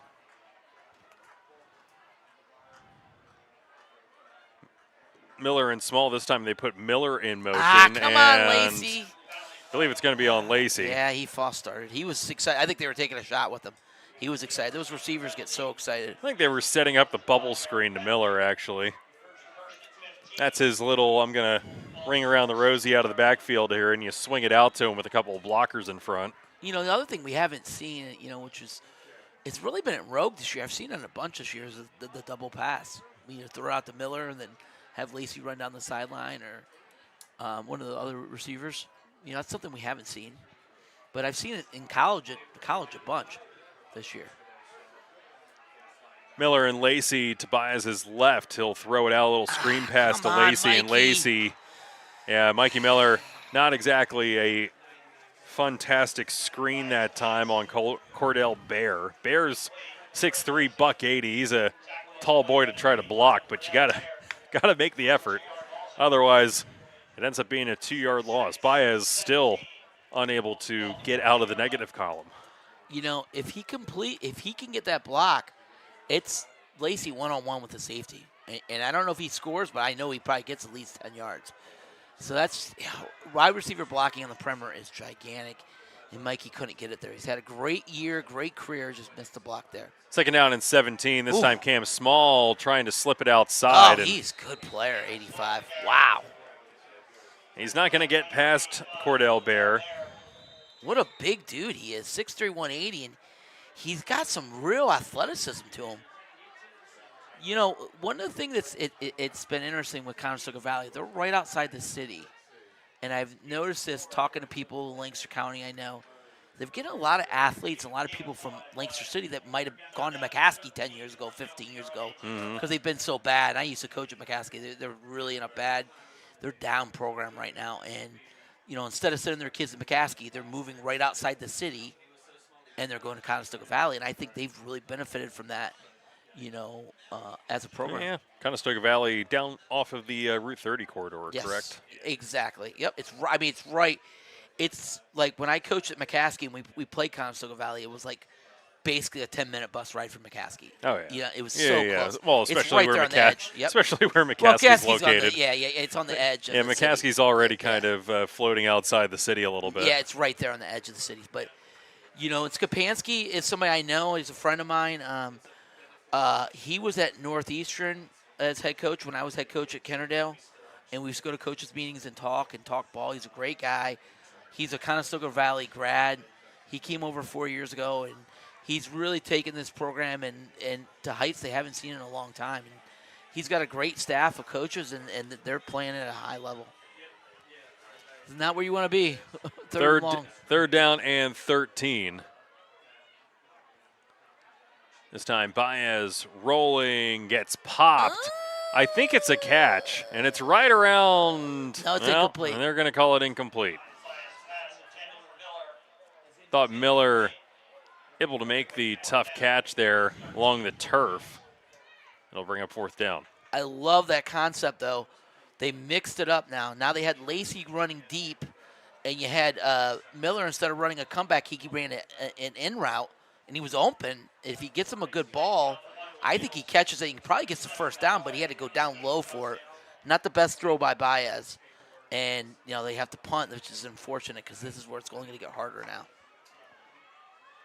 Lacey, line drive once again. That one going to take a bounce. Fielded at midfield across the 40, stutter step.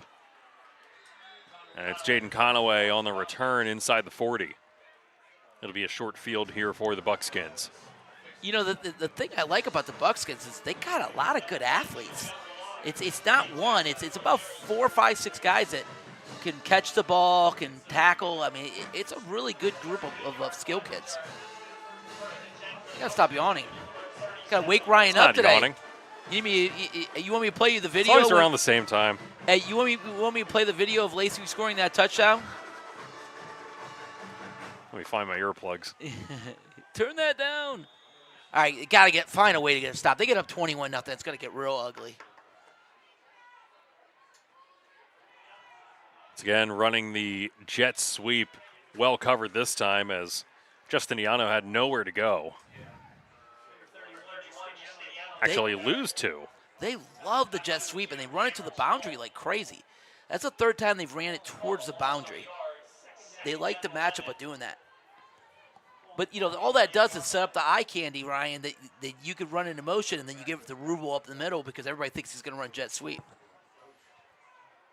The other thing they do is they got Garcia on a wing, so they move him all over the place and let him play like a wing spot. Espenshade drops back, throws towards his sideline. Good tackle, Mikey. Yeah, Mikey Miller that time game to make the stop. Gain of about 3 to Garcia.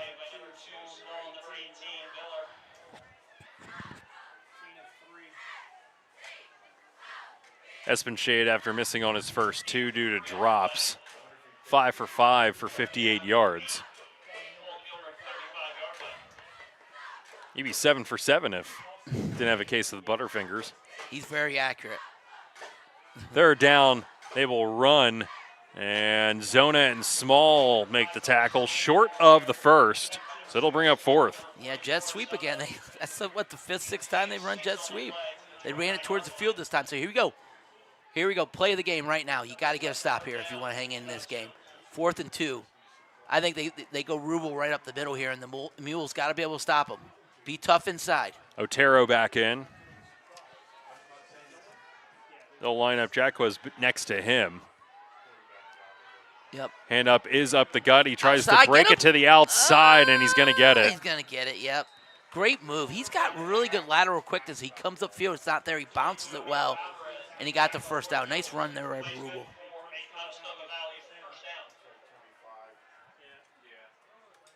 Gain of 4 for Rubel. 7 carries, 48 yards for him. They're just a well-oiled machine on offense. They're very well coached. Everybody, all kinds of motions, shifts, different formations, wings, slot wings, all kinds of things. And they're very hard to play against.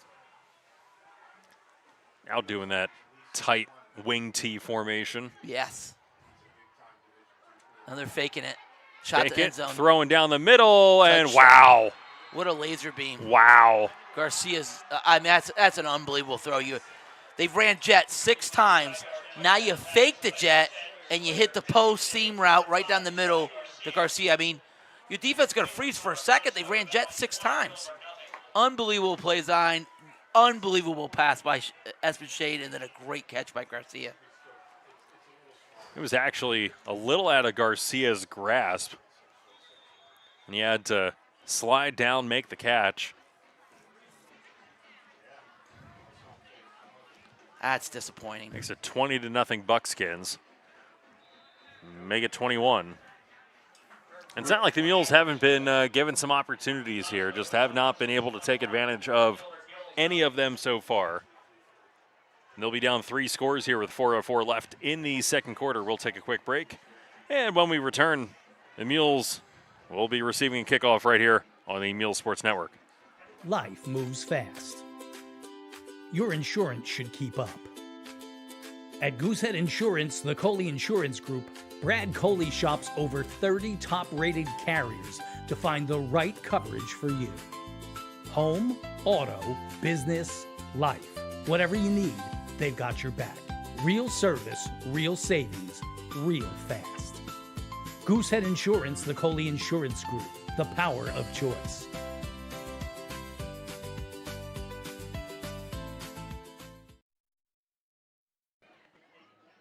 Yeah. 4:04 left here in the first half. Lacey and Miller are back to receive. So they'll need to figure out something here on this drive. Mechanicsburg's beating, who was that? There were 3 games of note for us to really keep an eye on. One was Bishop McDevitt as they play State College. We'll have to find stats for that one. This kickoff is away in the direction of Mikey Miller. Miller around his own 5, taking it straight up the gut, and he'll be swallowed up around the 20. McDevitt's 1. Mechanicsburg playing Shippensburg. That's an 8-1 team playing a 7-2 team. Mechanicsburg coming off of a 7-0 victory against Hershey, who very nearly was going to limp into the playoffs here, but it looks like they might be on the outside looking in right behind Lower Dolphin as a 13 seed. Yeah, it's 10-0 Mechanicsburg.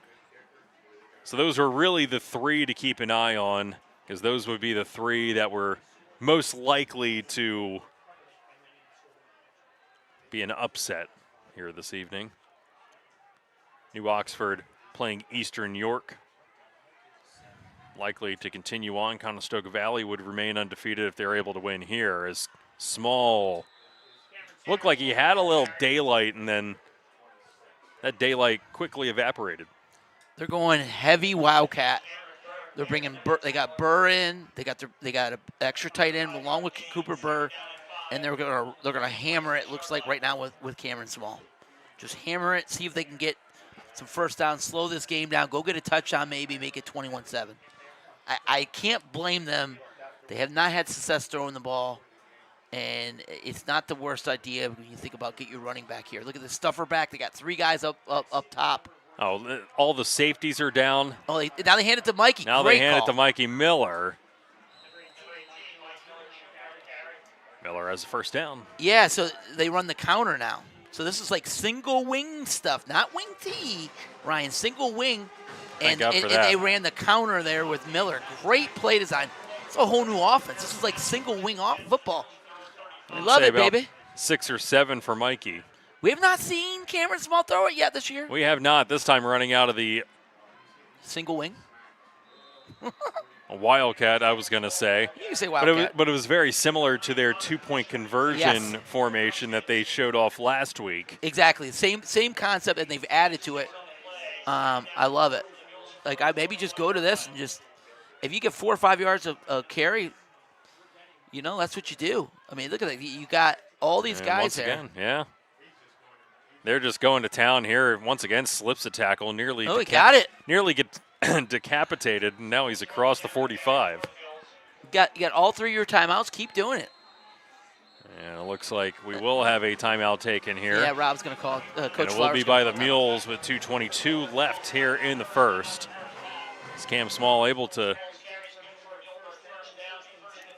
find some running room here? 11 carries, about 56 yards for me. Taking a peek around the out-of-town scoreboard, Section 1. The winner-take-all contest between Manheim Township and Wilson in Section 1. So far, leaning the way of the Blue Streaks. 10-0 in the second quarter. Hempfield and Reading knotted at 0 in the first. That one probably just hasn't been updated. Penn Manor 20, McCaskey nothing. Governor Mifflin 10, Ephrata 7. Exeter 21, E-Town 7. That one in the second quarter. Must actually be behind our broadcast somehow. That one's still showing 14. Solanco 14, Garden Spot 7, Warwick 14, Manheim Central nothing. Calico 21, Fleetwood 7, YO 13, Lampeter Strasburg 0 in the first. Wow, taking it to him. LS got punched in the mouth last week they're by beat Twin up. Valley. And You know, they didn't have their quarterback, Asher Jones. He might still be out, and they got some other key players out. So they might have fallen apart. Oh. And this one, it'll be a loss on the play. Loss of about 2. It's the first loss that Small has taken. Loss of a yard on the play.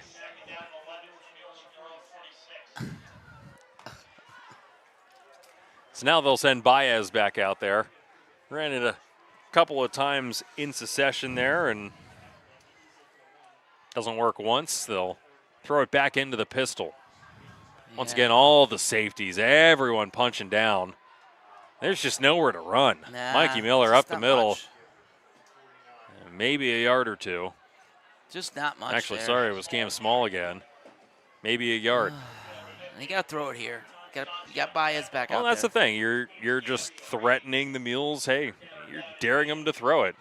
Everybody down in the box. They're not even playing single high safety. Both safeties are walked down. I know. I agree. If that doesn't tell you that you need to change things up a little bit and It's just hard go a little because, bit vertical. I don't know. Baez is built to throw it 25 times. Nice throw. Oh. He's not, but you got to come back from a 3-touchdown deficit right now, and might be the only way that you can.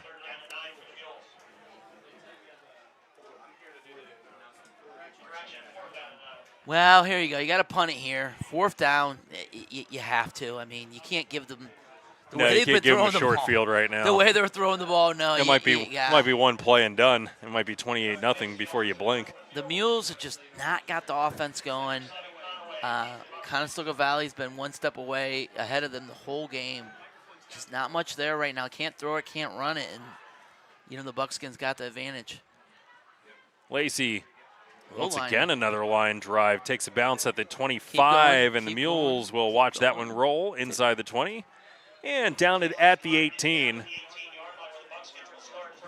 Mules about got, a 38-yard punt. Mules got to get a stop here. You know, got to stop them here and go into half, make it only 21-0. The Mules get the ball the second half, I think, right? Yeah, they do. So They sure do. So get a stop here and regroup and come back, and hopefully second half you're ready to go. You know, not to say I'm not surprised. I mean, looking at everything this week, they're good. I mean, no doubt about it. I'm not trying to take anything away from the Mules. Mules had an incredible year, but this Buckskin team is really talented, and they're humming at the right time right now. Right before the playoffs. Perfect time to get rolling here. They'll go trips up top. I would say I'd love an interception, but he's only 3 all year. There's a counter. It's Espen Shade. Tackled down around the 24. Alvarez on the stop. Counter trade And there. actually, Espen Shade coming up, I won't say gimpy, but definitely a little bit slower than usual. I don't think they're going to do much. You know, I don't think you're so either. 21-0. You're in great shape. Don't want to risk it. See if they throw. They're going to Got throw. one more play. Espenshade looking to his left is out into the flat. That one ill-advised. Oh, man. Miller Mikey was would've got in there. it. Oh, we got roughing the passer, I think. It looks like a roughing the passer on going to be And I bet it is. Quinones. Yep. Yeah, roughing the passer. So now that, only 24 seconds, but that's going to help them get a little better field position. Well, you're going to give them a free first down, I believe, and march them a little bit closer. I mean, they have all of their timeouts, too, and you're going to give them a free 15 yards. They might start chucking it down the field. Yeah, they're going to be great field, but, I mean, we've seen it all night, right? I mean, Espenshade's been on fire. What is he passing? Espenshade, outside of that one, that was his first incompletion in his last 6 attempts. He's 6 for 9 for 82 yards in a score. He's going to throw it down the field into space, and, man, overthrew Garcia by, I don't know, maybe a yard. But he threw it into space. It was a beautiful throw in between the safety and the corner, and just overshot him. I mean, incredible. You're in the right hash. You throw it all the way to the other field. That is a big boy throw. He's got a really strong arm, and he's accurate. For 6 foot, $180. Yes, that was a great throw there. I know he overshot him, but to throw that from the right hash all the way over to the left side of the field is an incredible throw. What is he now? 28 touchdowns, 3 interceptions Yes. on the year. That one up the middle. That was a little off there. A little wobbly. That one. They're asking for a little help there. Conaway was asking for a flag. Not going to get it. Yeah, it was a little, touchy. But, I wonder if the Mules consider second half, Mikey's playing more up as an outside linebacker, pulling back as a safety with Zona. Because, I think he'd be better to be able to, take away those deep passes. Problem is you're throwing 3, I know, 4 I wide know. receivers Yep, out there. I You agree. got to have enough bodies that can cover them. So they're still going too high safety. And they'll Down the throw seam. into the Oh safeties, my God, what and a wow. throw. The bucket, that's where you throw it, right there. There's only one spot you could throw it, and Espenshade did. 6 seconds left. The clock will stop as they readjust everything. The Buckskins do have timeouts to take. I mean, that was good coverage, too. Just an unbelievable throw and catch. Jeez.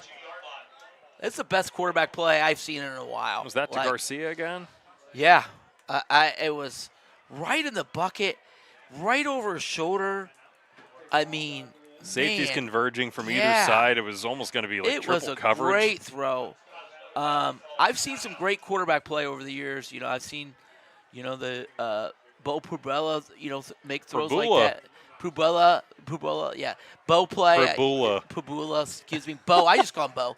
Bo, I've He's down on seen the him do zoo it. now, and Penn State fans everywhere yeah. still openly weeping about it. I've seen Riley Martinez make throws that are pretty, good throws. I think Brooklyn Nace right now, Central York. There's a lot of good quarterbacks, but that was a heck of a throw there. Wow. How much you can do there, defensively you're in the right spot. Just great play by And Espenshade and Garcia. no field goal attempt here. Would be about a 39, 40-yarder. God, you got to 6 seconds. You're aiming for the end zone. Yeah. And I'm kind of surprised that the safeties aren't just heels on the goal line because Well, you're keeping everything in front of you. you got to also worry about he catches the post at the 10, then he breaks the tackle and scores. So I get why you play more straight up. But you got to sync with them. There's small sync. Look that direction once again. Oh up my the God! seam. Again. They throw it over top of Cooper Burr, and Espenshade his second touchdown catch. That is an unbelievable throw. Again, I mean, you got It's almost the exact same play every single time up the seam. You got to double Garcia. I mean, at that point, you got to be like, look, let's take Garcia away and make somebody else beat us. Because he's so incredible in the middle of the field. What's that, his second touchdown? Wow. Whew. This is why they're 9-0. This is why they're 9-0, boys. And the flag thrown. It'll be offsides against the Mules. I mean, I would just take it on the kickoff and decline it. So Exeter beat the Mules by running right at them. Leo Brown had a huge game, and Conestoga Valley's been an aerial attack tonight. Mixed in with some good running by Espen Shade and Rubel. We'll see here. Silva made the call. Now it will be. They'll decline it. And they're just going to re-kick anyway. The offside's blowing it dead even though it was punched through. This one will make it 28. And it's good. 28-0 Buckskins. One lonely second left up on the clock. It'll be enough for the kickoff here. I got to get Espen Shade to come to our winter showcase for Prep Red Zone. Jeez, he's put on a show tonight. It's that same seam route, just throwing it over top of the linebackers. The safeties are preoccupied working with the trips on one side. And I get it. You throw over to one side where, maybe Caleb Perez is at. And, Perez fresh in there. You got 3 wide receivers to keep track of. One of them's going up the seam. 2 more doing whatever they're doing, crossing routes and whatever. And, you got to make a decision. There's only one of you on one side of the field when there's three wide receivers. And Garcia is an incredible athlete. And, when I coach receivers, I had a receiver one time named Jair Wilson, and he beat double covered. He was like 6'3". I was like, throw a fade, I don't care. And he'd out-jump 2 kids because he was 6'3", 6'4", could dunk the ball in basketball. And when you got a great player like Garcia and a kid like Espen Shade, they can throw the ball wherever you want it. It's a special thing, and it's incredible. He did this last year, the Mules, and he's doing it again this year. Garcia 2 touchdown catches. Espen Shade punching one in from 19 yards, and Tegan Rubel from 3 yards out. All of the scoring the Buckskins have needed. A little pooch kick. Mules still haven't picked it up. Now they will. Just go down. And they down. will All blow right, it dead. Whew. After the first half, 28-0 Buckskins. As the Mules unable to take advantage of a handful of opportunities early on, and, welp, that's what happens, unfortunately.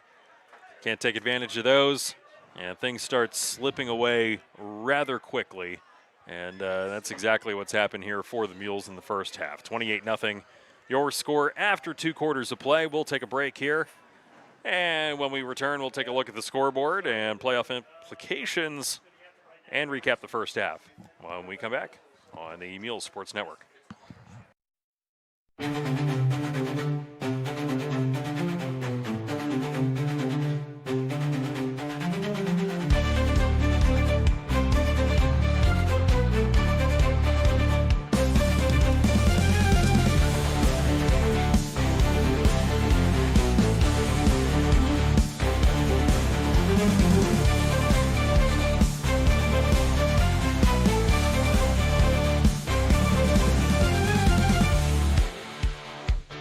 You're watching the Muhls Sports Network on Jared Gallup Media.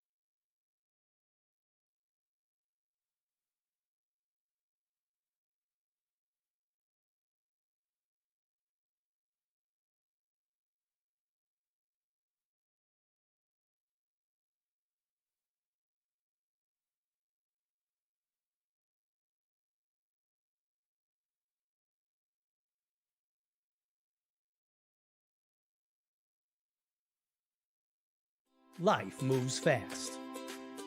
Your insurance should keep up. At Goosehead Insurance, the Coley Insurance Group, Brad Coley shops over 30 top-rated carriers to find the right coverage for you. Home, auto, business, life. Whatever you need, they've got your back. Real service, real savings, real fast. Goosehead Insurance, the Coley Insurance Group, the power of choice.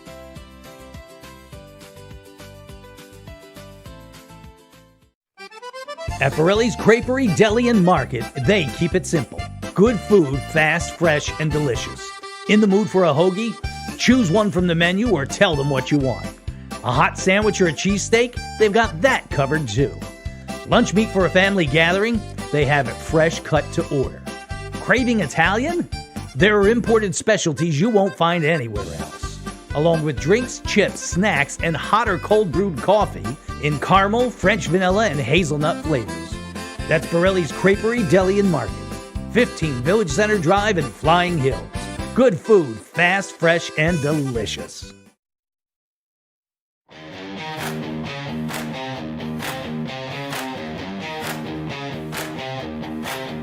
The whistle blows, the crowd ignites. Underneath those blazing lights, cleats hit the turf, the battle's on. The roar of fans, the beat of hearts, is where the legend always starts. Friday night, we're burning bright. JG Media brings the fight. Exeter shouts, the Muhls inside. Friday Night Live.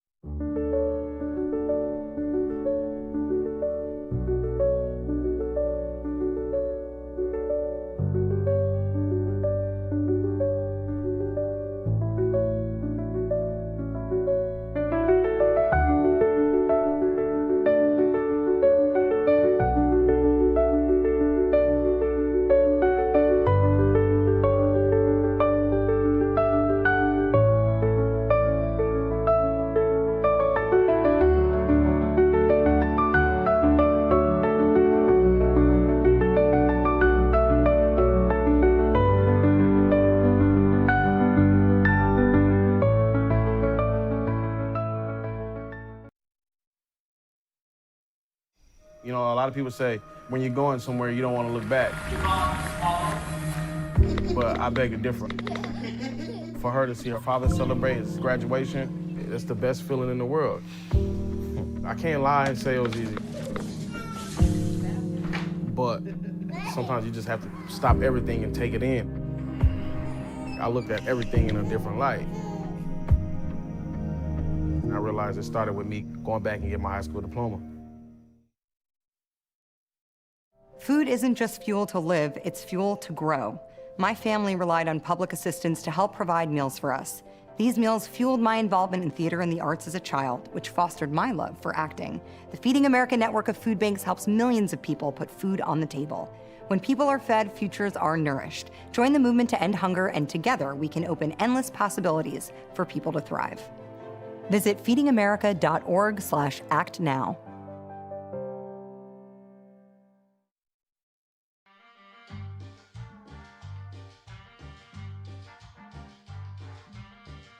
Adding your own flavor to fashion comes with age. Okay, Dad, look at you. Yeah, welcome. Hi. Forgetting how to add doesn't. Finding it difficult to work with numbers may be a sign of Alzheimer's. Dad, are you okay? An early diagnosis can help improve the quality of life for your loved one. Learn the warning signs of Alzheimer's. Some things come with age, some others don't.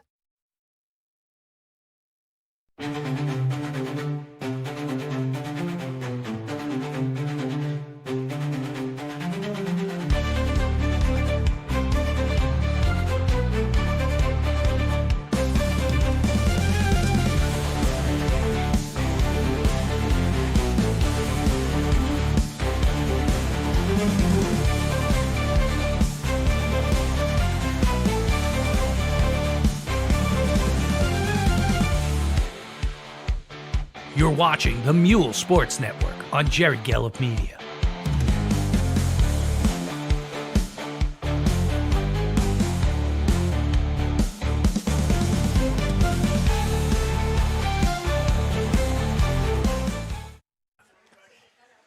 Well, Pat, that was the first half of football. Was it? 28-0 Buckskins. After one half of play, and like I said, it's not like the Muhls didn't have some opportunities in the first half. You know, they had some third down and long situations. They had, a first down and 20, third down and long, a third down and, and long.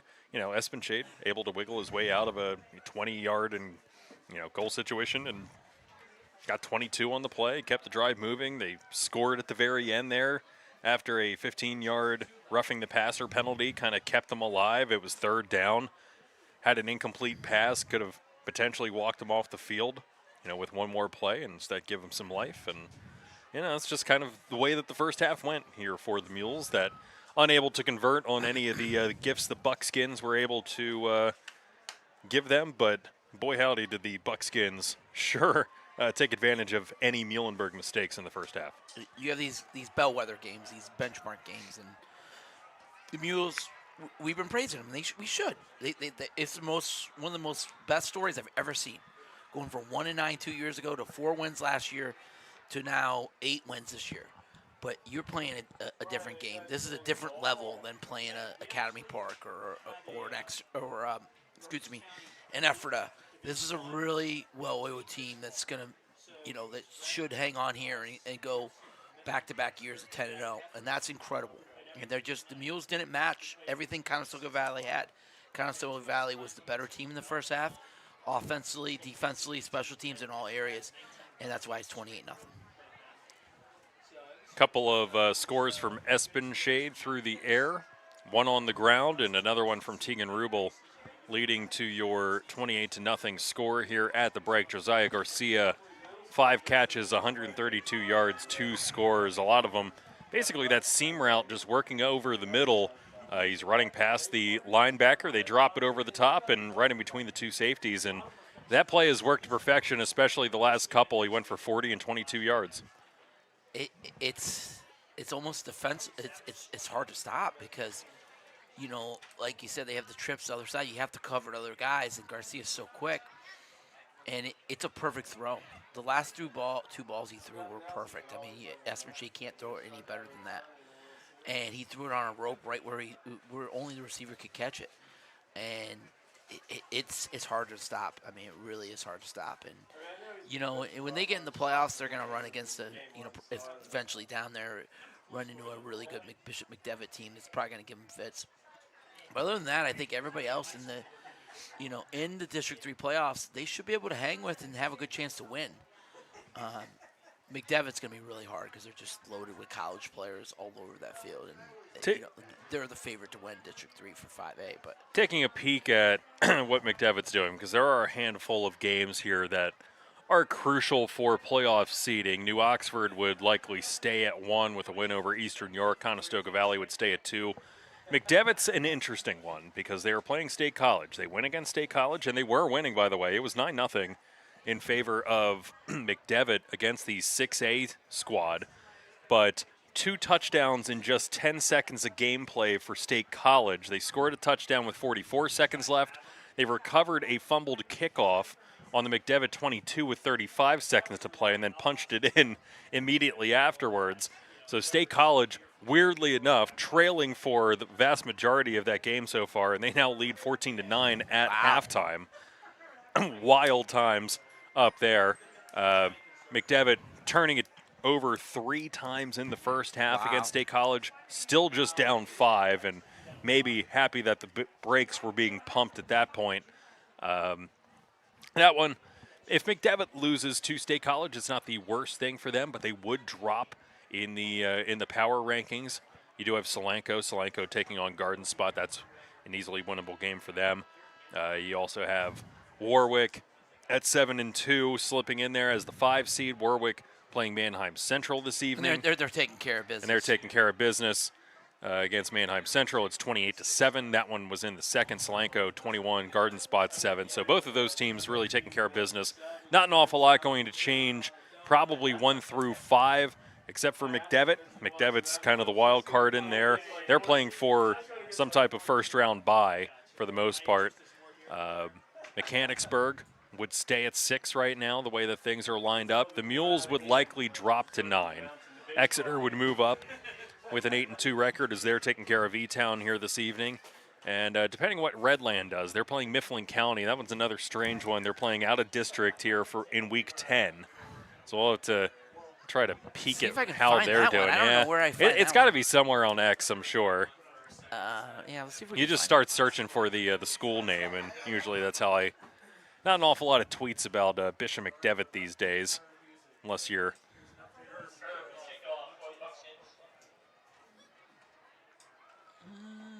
Yeah, might have to quotation mark it. Let's see if the athletics, sometimes the AD. Anyways, we're doing some scoreboard watching. We are. They don't have. And yeah, Shippensburg would end up dropping to 3 losses. Spring Grove, Lower Dauphin, they're pretty much cemented in where they're at. But it's where will Muhlenberg fall? Oh, come on! And that one. Oh, did they get it?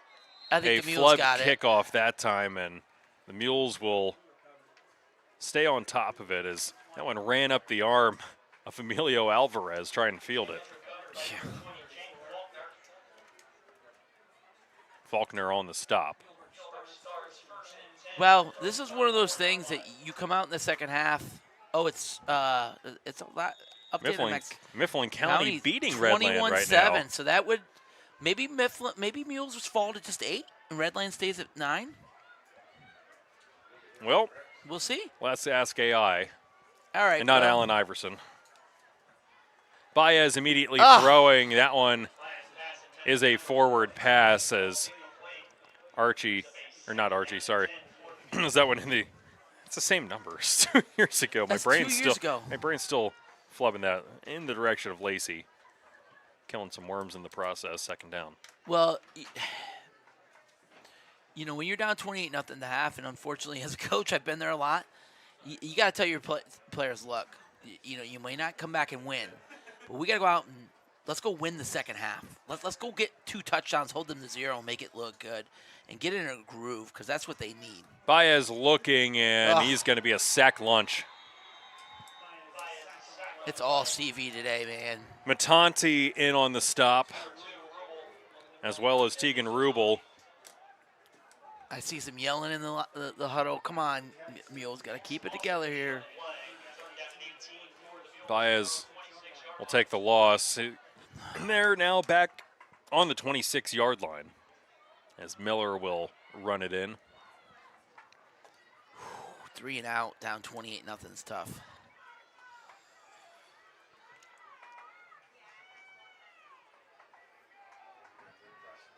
This time trips left. Baez rolling to his weak side, stopping, and he's going to be swallowed again. You got to just. Atante again getting in. At this point, you got to just really just give the ball to Small. Yeah, Parker Book also in there.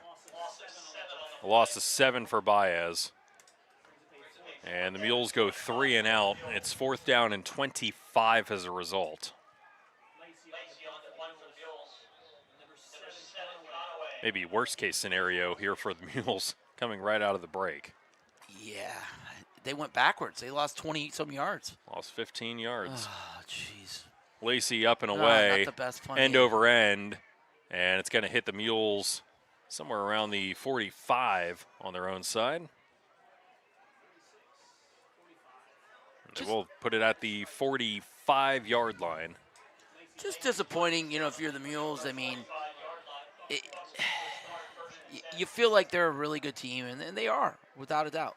But you also feel like you haven't played your best game. And, a lot of that's probably because of the Buckskins, right, Ryan? But some of it's on your own. And I feel bad for these guys.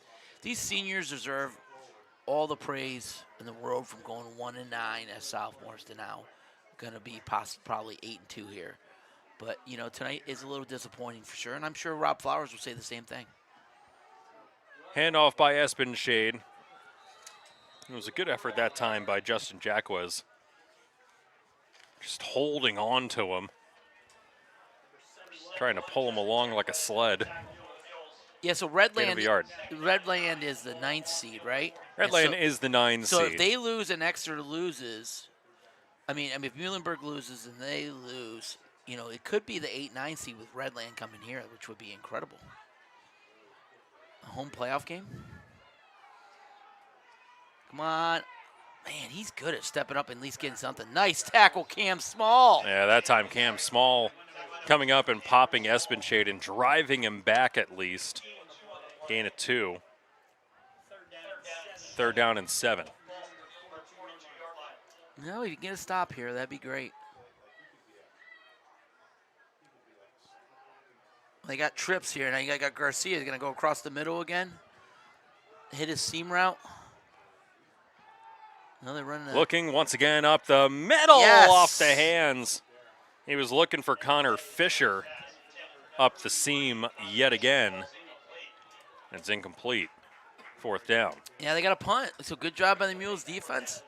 That's where, if you could have stopped them at the end of the half and it was 21-0, you're still down 3, but now you're down 4. It really makes it hard. But at least you get the stop and you get the ball back. And I would try to give the ball to Cam Small a bunch on this next drive.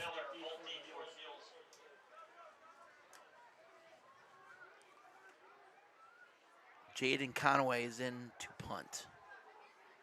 Oh, bad snap. That one punted away and into the end zone. It'll be a touchback for the Mules. They'll take over with 9:07 left here in the 3rd. So here we go. According to Perplexity, I had it run a lot of the calculations. I inputted the power rankings. I inputted the calculations, all of that. We could be looking at, if everything holds as is, Redland loses and McDevitt loses. I don't think that's quite possible, but it might, and that is knocking on death's door if you're Muhlenberg, that you could potentially be traveling to McDevitt if things hold. Where would McDevitt be? McDevitt would fall to 7-2 and be right below Exeter Township, give or take, with a projected power ranking rating of about .735. Go State College. And Exeter is at .74. McDevitt's got a beautiful stadium, though, but I prefer not. All right. So we'll see. That's where we're currently at. There you go, Small. Another run by Small. Small still on his feet, has the 1st down. How many yards is he away from the school record? He's still got a ways to go. But Had some games where he was slowed up a little bit. Yeah, we got a down player here for CV. That would be Josiah Garcia. Not a player that you would like to see go down here in Week 10. Expecting a long playoff run here.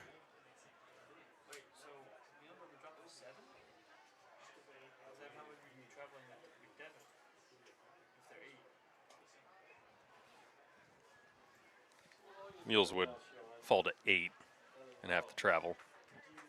No, yeah.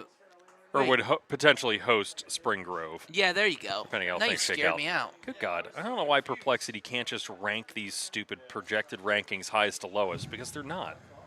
Idiots. It's AI, dude. Like, what's next? You're going to make me AI? You can't make me AI, man. There's only one Patrick Whiter in the world. Trust me. So, even my son's not Patrick Whiter Jr. He's much different. All right. So, Perplexity, what seed would they be? 7? So hang on. So if there's now I just cursed at it, so maybe it won't. Maybe it won't answer me nicely. Right now, what are they? Right now, they are a. There you go. You'd be looking at Conestoga Valley 1, New Oxford 2, Solenko 3, Mechanicsburg 4. Potentially bumping up to 4 with a win over a 7-2 Shippensburg team as Baez fakes the throw, the handoff to Small. So the 8-9 game, the 8-9 game would then be Redland coming here to Muhlenberg. And then the winner would have to play the number 1 seed, which would be Conestoga Valley again. And that's assuming Conestoga Valley gets a bump over New Oxford for taking out a 1-loss Muhlenberg team right now. Yes. So again, these are projected ratings. This is a long way to go. You toss the formulas and calculations in there, and you try to get everything figured from there as Cam Small. Let's go, Cam! Small breaking loose across the 50, the 45, the 40, and finally brought down by a couple of Buckskins. That time finally breaking free. Nice run there. Cam finally got it going. What happened over there? I have no idea, but Miller Why is Miller and Lacey way over there? Miller and Lacey somewhere in the Buckskin. Okay. All right. So that'll do it. Hey, at least we have. It's been a lot cleaner game compared to last week. Holy crap! Academy Park's probably giving somebody else crap tonight. My Lord. Academy Park and their 23 penalties for 230 yards. There's Mikey. He'll fake a little jab step by Miller as he crossed the 30, the 25, Great the 20. Run. We'll see where they mark him out. They looked like they had it. He was going to go out of bounds. The 23. And he faked it and went up and got a couple more yards. Nice run by Miller. We got a little groove here. Yeah, they got him up to the 23. It's a gain of 16 for Miller. Nice effort here by the Mules. There we go.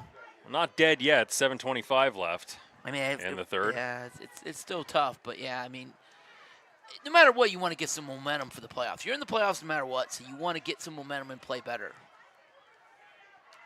Trips right, handoff to Small. Oof. Small running into one of his own blockers that time. God, he's a magician. He's through the 10, the 5, and he's in for the score. I don't know how he did it. I lost track of him, but he's in from 23 out. Touchdown, he just Mules! Went 50 yards all on his own on 2 plays, and the Mules have some life. It's 28-6. Okay, kids, Google and YouTube Earl Campbell, because he looked like Earl Campbell there breaking tackles. Even his shoulder pads came out of the jersey. Incredible run there by Cameron Small. Wait, what are they yelling at? What? Referee's yelling about something. He's telling him to play. What are you talking about? Rob Flowers chirping at the refs here. He's asking them to move the ball to the left hash. And then the side judge here came over and yelled at him about something. Flowers is yelling right back at him. You have your choice here on the 2-point conversion, I believe, right? Yeah, yep. Yeah, you could move the ball wherever you want. You can move the ball between the hash marks. They like to do it on the left. Hash mark. They like the left, and then they do this different formation. Little toss play to Small cutting it up, and I'm not sure if he had any blockers in front of him that time. He ended up running into a wall. Well, yeah, there wasn't much there. They were ready for that. They were ready. You try to outflank them when you get a couple blockers out front, but, the Mules were back in business. That one might soon be over against Shippensburg. Yeah, Mechanicsburg's taking care of business. Shippensburg on a play action, a diving attempt by Mechanicsburg. It's now 17-0. with 3:47 left in the third quarter. So that one likely moving towards its conclusion. Mechanicsburg, pretty decent football team out there are the Wildcats. They are, and for my other job with Prep Red Zone, I've written up a ton of their players. They got a lot of good players going to college. It's a really special senior class. Like Redland and Muhlenberg, if that's an 8-9 match, that'd be a fun matchup. I don't know much about Redland, but they've had a really good year. Kind of a team that's been down in the last couple of years. So it could be like a fun game and probably a competitive game off the top of my head. Better than us driving to Redland, that's for sure. I would much rather have it here. Yeah, and well, it's Halloween, so yeah, we'll see about that. Maybe I'll dress as Darth Vader. Come up here. I mean, I'll dress up, just not as Darth. Okay. All right, we got a little buzz here. Got a touchdown at least. Shup, kick it away. Fielded about the 17. Ooh, nice run, Start by Garcia, and Garcia God. across the 45, finally being hung on to. I think it might be Cantris. Yes. And it was Cantris. And we're going to have some flags after the play here, and it's probably a personal foul, so mark off another 15. I just had a flashback to Academy Park. Oh, with PTSD every time I see a personal foul. Garcia's a really good athlete. He's shifty. Man, he just talented. put one foot in the ground and see ya. Yeah, I mean, that's impressive agility out of him because right around, what was it, the 30-35, he just put one foot in the ground and it was like he hit the turbo button and he was off. It was Mikey Miller-esque, the way Mikey's returned kickoff this year. So, yeah. I'm not sure if Mikey's been quite that explosive, though. Yeah. That was pretty impressive. Yeah, they're going to get a 15-yarder, and they get better field position. So, kind of the Muhls MO, they've had those penalties all year.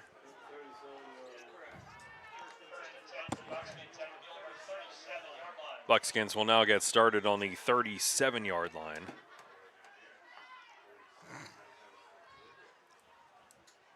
And in motion, they'll run the jet sweep again.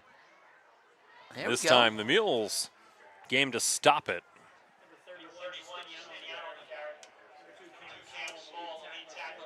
Good job by the Muhls stretching that out. You know, they love running that jet sweep. Yeah, Cam Small's done a fantastic job on the edge there as Justiniano unable to get anything going on the jet sweep this time. They'll put him in motion come on, again. Burr's off sides. Come on. Time up your blitz. You know, Cam Small going to, next level, visited Kutztown. I could see him going to visit other PSAC schools. But I definitely could see him as a running back, but I could see him as a linebacker at the college level, too. His instincts are great. And the way he comes up and tackles, he's a very good tackler. I think he could play either side of the ball and be an impact player. Certainly shown flashes on the defensive side. Aspen Shade looking to his right now, looking on the crosser. And it will be Justiniano again. And I think it's probably enough for a first. You know, you got to give Small credit when you think about, he's going out and running the ball 25, 28 times a game, and then he's going to play most of the defense, too. So, there's going both ways, and it's hard going both ways anytime, but when you run the ball that much and getting the pounding he has and then go play outside linebacker all game is impressive. He's been doing well into the 20s as that throw overshooting Rubel that time. Yeah, he's probably averaged over 20 times a game, 22, 23 times a game. I mean, he's been up around, 28, 31 past couple of weeks. They've just been feeding the beast. Yeah, you can't blame him. He's so good. So, look, they made the change what I said. Miller's back at safety now. He's back at high safety with Zona because, I think it just adds – he's such a good pass defender. This time out of that wing tee, they're squatting down. Yep. And decent run that time. That's Garcia again. That's Garcia. Garcia, 3 carries for 32. He's going to get about 3 or 4. It'll be 3. 3rd down and 7. So Garcia, it's that slot receiver, Z receiver I used to say when I used to coach. He can catch the ball, he can run the ball. He's just a special guy. You can put him in space. You can put him all over the field. Just get the ball in his hands, and that's exactly what the Buckskins do. 5'10", buck 35 senior. They'll put him in motion. Fake it. Bombing to the left corner, one-on-one, incomplete. And incomplete. It was out of bounds. He came down with it, but I don't think a foot touched in. But it's a heck of a play anyway. Yeah, good coverage by the Mules defender. He was right there. It was a nice throw, good catch. Just a little out of bounds. Yeah, it was just tailing out. Yep. I mean, good play by everybody around. So here we go. 4th down. Mules still got a little life. I mean, you're down a lot. Down 22, but they kick it? Are they kicking? No, they're going to go. They're not going to kick it. They are going to go for it here on 4th down and 7. 5:10 left here in the 3rd. I expect something over the middle, a drag route, a dig, something over the middle that they can hit and get the 1st down. Espenshade looking, dumping. Nope. I don't think he got it. I don't think he got it either. Nope, he's gonna still short. on his feet. No way. And now he has it. Oh, my God. They had him tackled. He escaped Mikey Miller. And it's going to be a 1st down as Alvarez has to come up making the secondary tackle. And that was they were a split second away from them blowing it dead. Yeah, they sure were. And because he went backwards. Yeah, that was a tough break there. I thought they had him tackled, but we've seen that several times. Complete the tackle. Yeah, we've seen this several times where the Mules have made tackles look like, and then the Buckskins have broke free. Hey, you can't expect the referees to blow everything dead, even if forward progress is stopped. You got to complete the tackle. And that time just slipping Mikey Miller.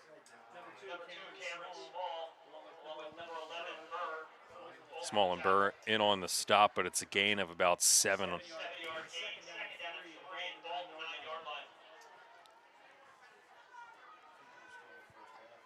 Rubel, the man in the backfield, he'll take the carry, plowing up the gut. He's inside the 5, and it's another 1st down. They're a well-oiled machine on offense, I tell you. This is the best offense I think I've seen all year. And it's nothing against Exeter. It's just Exeter without Riley Martinez missed that throwing element. This time they fake it. Throw by Espenshade, Great trying to get tackle. it out to, and Miller this time completes the tackle. And most certainly the Mules a little extracurricular after the play when the whistle's blowing. They won't throw any laundry. Mikey Miller's another one I think that definitely should end up playing college football somewhere. And I could see his spot as a safety at the next level, Receiver maybe, but I think his ability to come upfield tackle, his ability to make plays on the ball. We've seen, 2 pick-sixes this year by him. I think he could definitely be a defensive back at the next level. Pretty decent vision back there at safety. Yes, he does. Yep. And he can line up over the slot a little bit. Yeah. Rubel. Handoff once again, Rubel Great trying tackle, to find Cooper some Burr. space. It's Burr in on the stop, as is Alvarez. Cooper Burr's had a great year. He said at senior night he wants to play college baseball, which would be a great goal for him. But he's had a great year as a linebacker. I'm sure I'll call his name in the spring. Yes, I'm sure you will. Trips on the far side. Espenshade will take a pop from Burr. It goes off the hands of Conaway. He got lit up. That might be the first time that Espenshade's had hands on him quite like that this evening. You knocked the cobwebs off. Yeah, the problem is it comes with 3:06 left in the 3rd. That's the first time that you're finally putting hands on him. Yeah, he's been clean all day in the pocket, and when he did get hit, he broke tackles and ran for 1st down. So they're going to kick the field goal here. They will look to kick the field goals. Colson Erb, their 5'10", buck 80 senior kicker, will look to punch it in. He's no Daddy Yankee. It is not Daddy Yankee kicking the field goal this week. Academy Park's field goal kicker was Daddy Yankee. It's the funniest thing ever. Goes by Probably DY. a great kid. Spot is down, the kick is up, and the kick is very tall, and it's very much through. 31-6 now with 3:02 left here in the 3rd. And it's soon about that time to start thinking about what we're going to be doing post-game here, Pat. Where are we going to go? Well, I'm contractually obligated to say birdies. So Well, yeah, but I mean, even if it wasn't, I would still want to go. whether or not the answer is somewhere else, the answer is going to be birdies because, yeah, we signed a contract. So if you're craving the best burgers in Berks County, no matter what time, go to Birdie's Inn at 5 Points. The legends are grilled, juicy patties, toasted buns, fresh toppings, no gimmicks, just fresh, bold flavor. Grab a cold one, kick back, because it's Exeter's go-to spot for good times and great music. So go see the Amigos tomorrow from 7 to 10. Giants and Birds on Sunday, Dancing on the Deck on Monday, open mic on Tuesday, the Halloween party on Friday from 7 to 10 that you won't want to miss. And, of course, the late night menu from 9 to 11 on Friday and Saturday nights. Birdie's Inn, home of the best burgers in Berks. Come hungry, leave happy. If I read that any faster, I'd be like at the end of one of those car commercials on WEEU there, where they start rambling off about taxes and tags and fees and what's due at signing. Yeah, I'm not quite that good. Something to work towards. Herb, ready to boot it away here. Mifflin County looking like they're still leading Redland.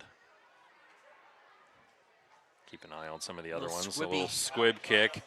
And we're probably going to have an offside. McDevitt back on top. They now lead 16-14 as they took the opening kickoff in the second half back 75 yards. I think I want nothing to do with them. Just keep winning. Move them, keep them where they are. That would change things a little bit. No matter what, I think we could safely say there's about a 95% chance of the 8 or 9 seed. Do you agree? Yeah, I mean, yeah, more than likely they were likely falling as far as 9. Probably not any further than that, but still in the discussions for hosting a playoff game, depending how things shake out.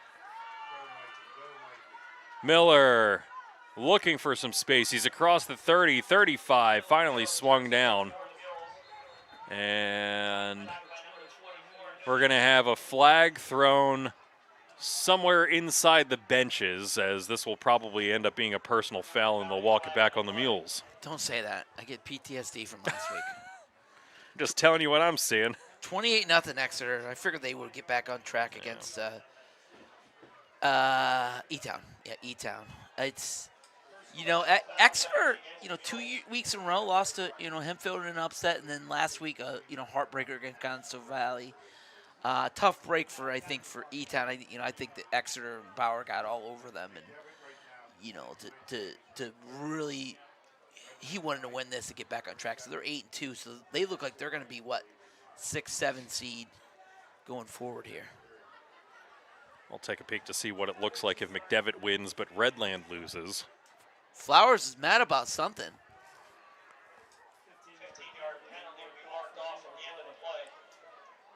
I'm not quite sure what he might be angry about. The flag thrown.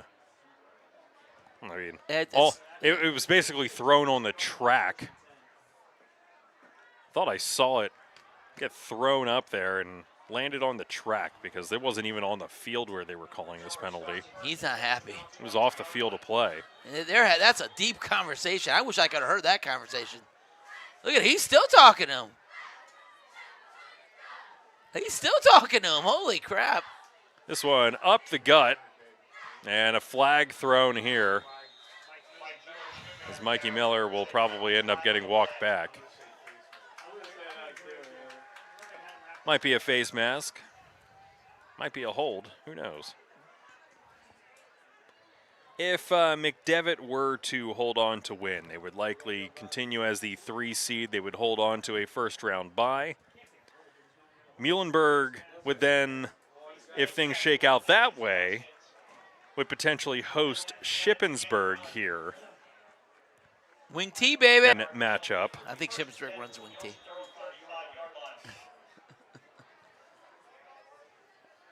All right, let's go, Cameron. Exeter would host Spring Grove.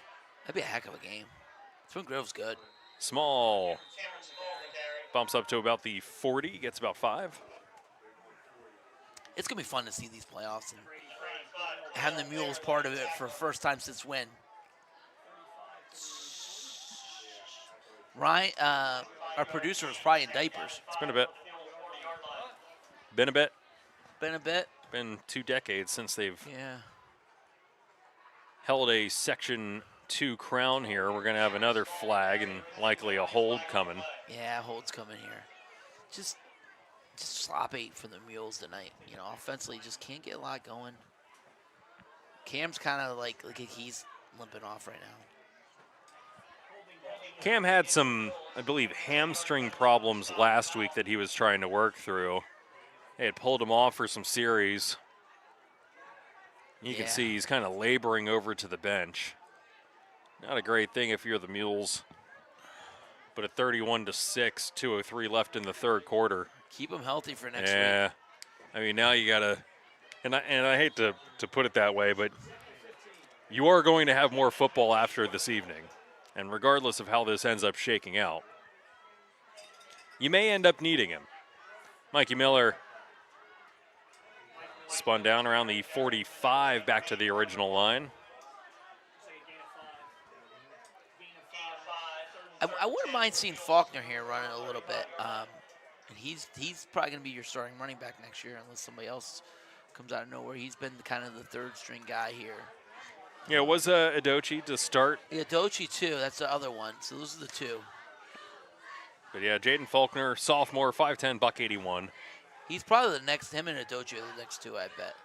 This time to Mikey Miller, He's cuts off. it back up the middle. Go! Middle, he's across the 50, the 40, the 30. He's got one man to beat, and he's going to go in for the score. Mikey Miller with an explosive play.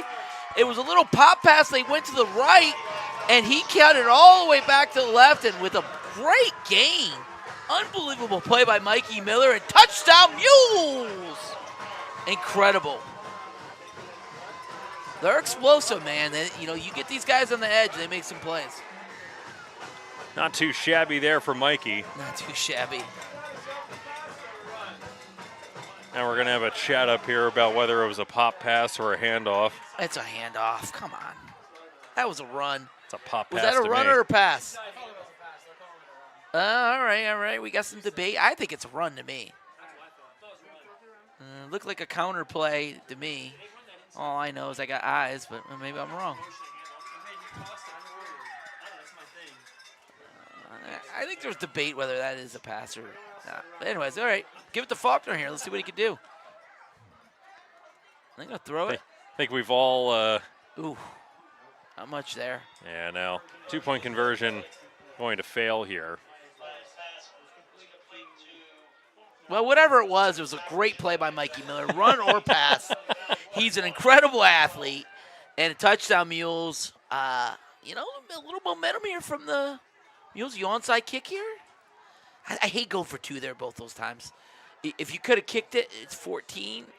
So now you're at 17. Yeah, I'm not a fan of going for two until you need to. Yeah, because especially right now, that early on. Yeah, the extra point at that point in time does nothing for you. You worry about 2-point conversions when you need to actually convert them, and you just take the free extra points when you can get them. That's my philosophy. And again, that's why I'm up here in the press box and not calling football games. A lot of Monday morning quarterbacking up here. Well, I mean, that's the stuff that you do talk about when, I spent a long time in my coaching career, as a booth guy, and I was up there, and we would go through these scenarios all the time. I mean, I remember times we're driving, and the head coach goes, we're going to go for two, find a 2-point. You have your chart. Yeah, no, he would go sometimes, different coaches I coach with, they'd be like, hey, Pat, get me a 2-point play. And I start looking at our 2-point plays. I'm like, hey, what about this or what about that? So they're always talking about that. But I don't like going for two there. You know what your 2-point plays are and all that. But, them. Usually you have a flow chart or a situational chart of when you go for two. Yep. And that's pretty tried and true for the past number of years. Are they onside? Look like they're onside. Now they got to kick it. Nope, Shup a little short kick. Oh, not to this taken guy. Around the 28 by Garcia. Good tackle there. Nice tackle. Wrapped up shy Zona. of the 40 around the 38 by Zona. Great open field tackle by Zona. He's so nonchalant. He tackles him, picks up Garcia, and it's like, all right, God, let me go play safety. 65 yards for Mikey Miller. That puts both him and Cam Small up over a hundo this evening. I think we should give them both. You can't. Can we give them both player of the game?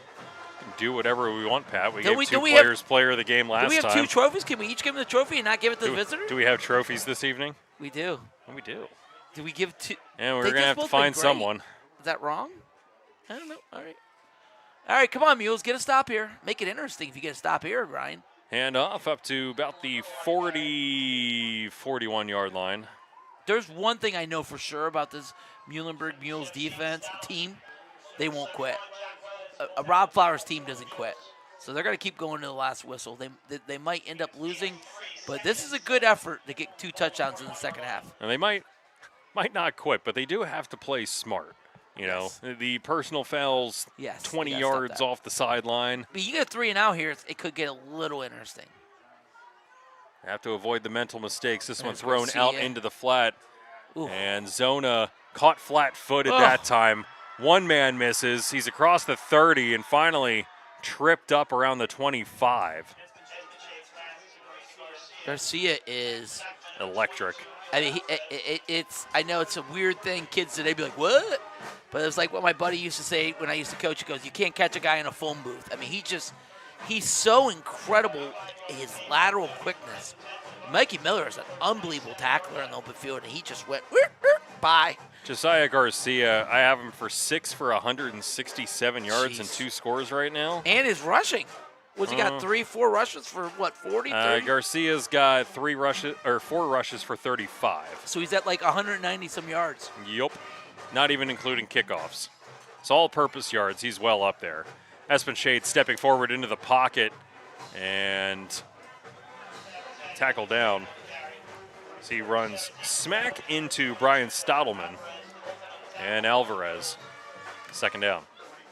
Yeah, they faked the screen and tried to go up top and was well covered, so then he had nowhere to go and he ran it. Espen Shade's done a just fine job of stepping up into the pocket a handful of times. That will do it here for the third. Fresh 12 minutes up on the board. We'll take a break.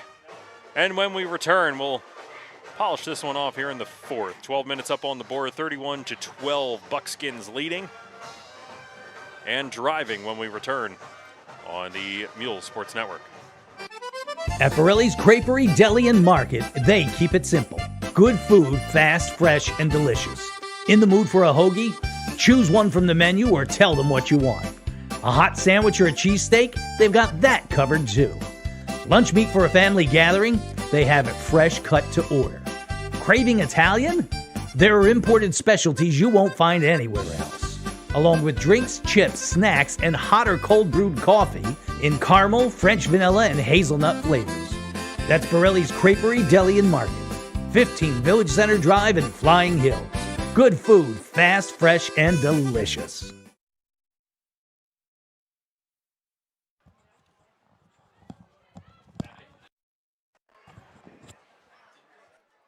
Yeah, they are.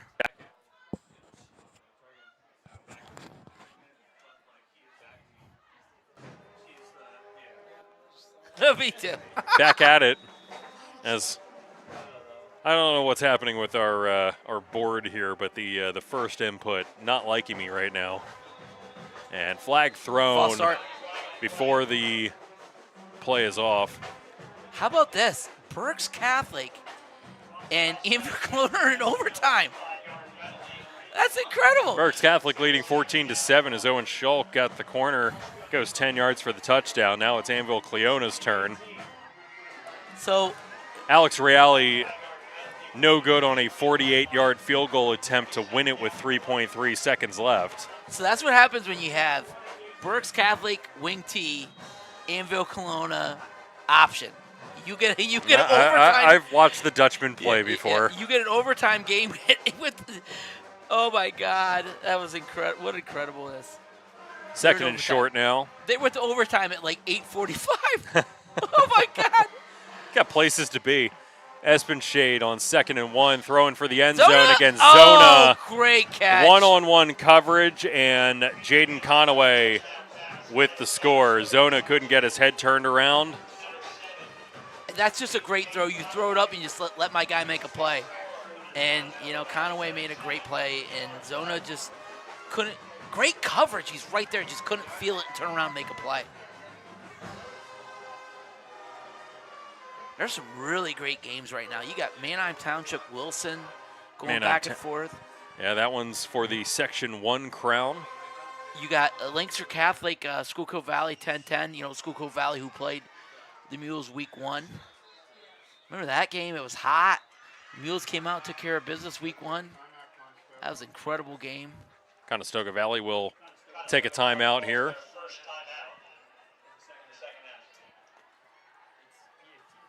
Oh, it's a final. They're in final. Berks Catholic won 14-7. There you go. Abbeville Caleona unable to do things on their end with their offensive possession. So, yeah, 14-7, your final. Quickest game ever. New world record. Got places to be, man. Well, you should be calling Annville Kelowna games then. Yeah, so good. That one is final in Shippensburg. Mechanicsburg clinching their second consecutive Mid-Penn Keystone Crown, 17-0, as they keep pace, and they will finish 9-1 in the regular season. So they will stay. So where were they? They were at the 8. I think that we are barreling towards us playing Shippensburg right now at home. As it currently what about lines Redline? up. What about Redland? Redland currently trailing. So they would fall. They would fall.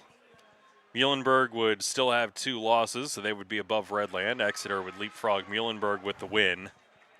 Mechanicsburg stays where they're at. McDevitt would stay where they're at if this continues against State College. And we would. Where would Redland go? Fall back? Redland would fall. Why would Ship jump them?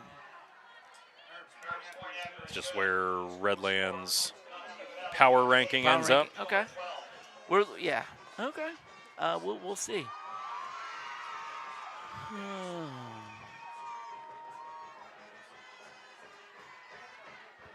The extra point. Continuing things on here, 38-12. 38-12. Mules, had some hope, but with a good drive there by the Buckskins.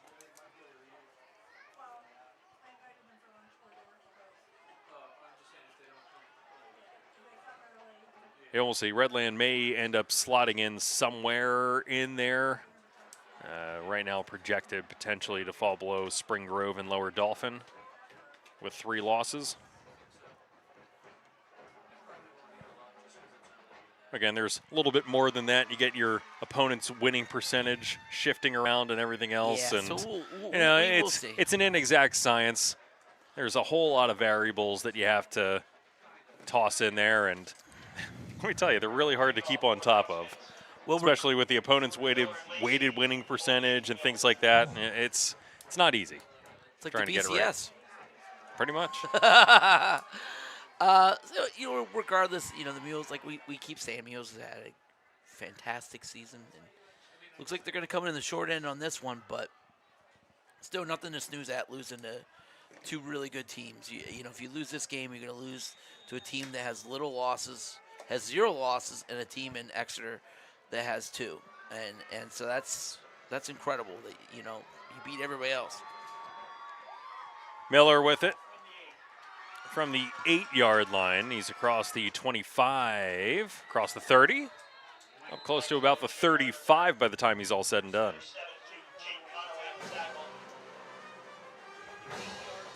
Taking a peek around the league, Manheim Township 20, Wilson 14. That one at the end of 3. What a game. Hempfield 36, Reading 6. Penn Manor 41, McCaskey nothing. Conestoga, well, we know that score. Ephrata 28, Governor Mifflin 10. That one at the end of 3. Exeter 28, E-Town 7. Solanco 28, Garden Spot 14. Warwick 28, Manheim Central 7. Cocalico 42, Fleetwood 21. All of those at the end of 3. Wyo stomping Lampeter Strasburg right now. There's a little pop pass to Mikey Miller, cuts it up the field. He's across the 40-45, and a flag thrown here late around the 50. And may come back. But yeah, YO 32, LS nothing. You said LS dealing with some injuries, and they got beat up pretty well by Twin Valley as well. Well, they were down their quarterback Asher Jones, who's had an incredible year for them. They were down a lineman, I think a receiver. So they're a little beat up. So yeah, 2 weeks in a row that they're gonna limp into the playoffs here. Not great for them, but they're always one that they make the playoffs. You take note because they're gonna be hanging around until the end. Yeah, injuries are part of this. We played against Ephrata. They lost their starting quarterback and other players as well throughout the year. And like Hempfield, talking to their head coach, they lost their quarterback for the year. And it's a shame, because going into the playoffs, they're going to have a younger quarterback in there for the last 2 weeks. So, injuries are part of it. The Mules have had not a lot of major injuries this year, so that's one blessing this season. Baez into the flat. Good throw. Got Lacey. Lacey, I believe, got a first down out of it. Sure did. Yep. Nice positive play. This is good. If you're building for next week, let's maybe get Baez in a groove, get him going for next week when you're going to be in a playoff game. Well, I guess they haven't told the band to be quiet today, so that's a positive. Haven't needed. Baez not ready for the snap, and we're going to have a false start anyway. Center. I think it's on the center. Center snapped and nobody else moved. So that happens. I know Rob Flowers is going to be disappointed, but it's, I keep saying a broken record here, but just an incredible season by the Mules. And 2 years ago when we were calling this team, you could never thought this, right, Ryan? No. 2 years later, you'd be saying an 8-2 game season. No, it was depressing a couple of years ago. It really was. And, and this senior class will have their legacy. This is a legacy year for these guys.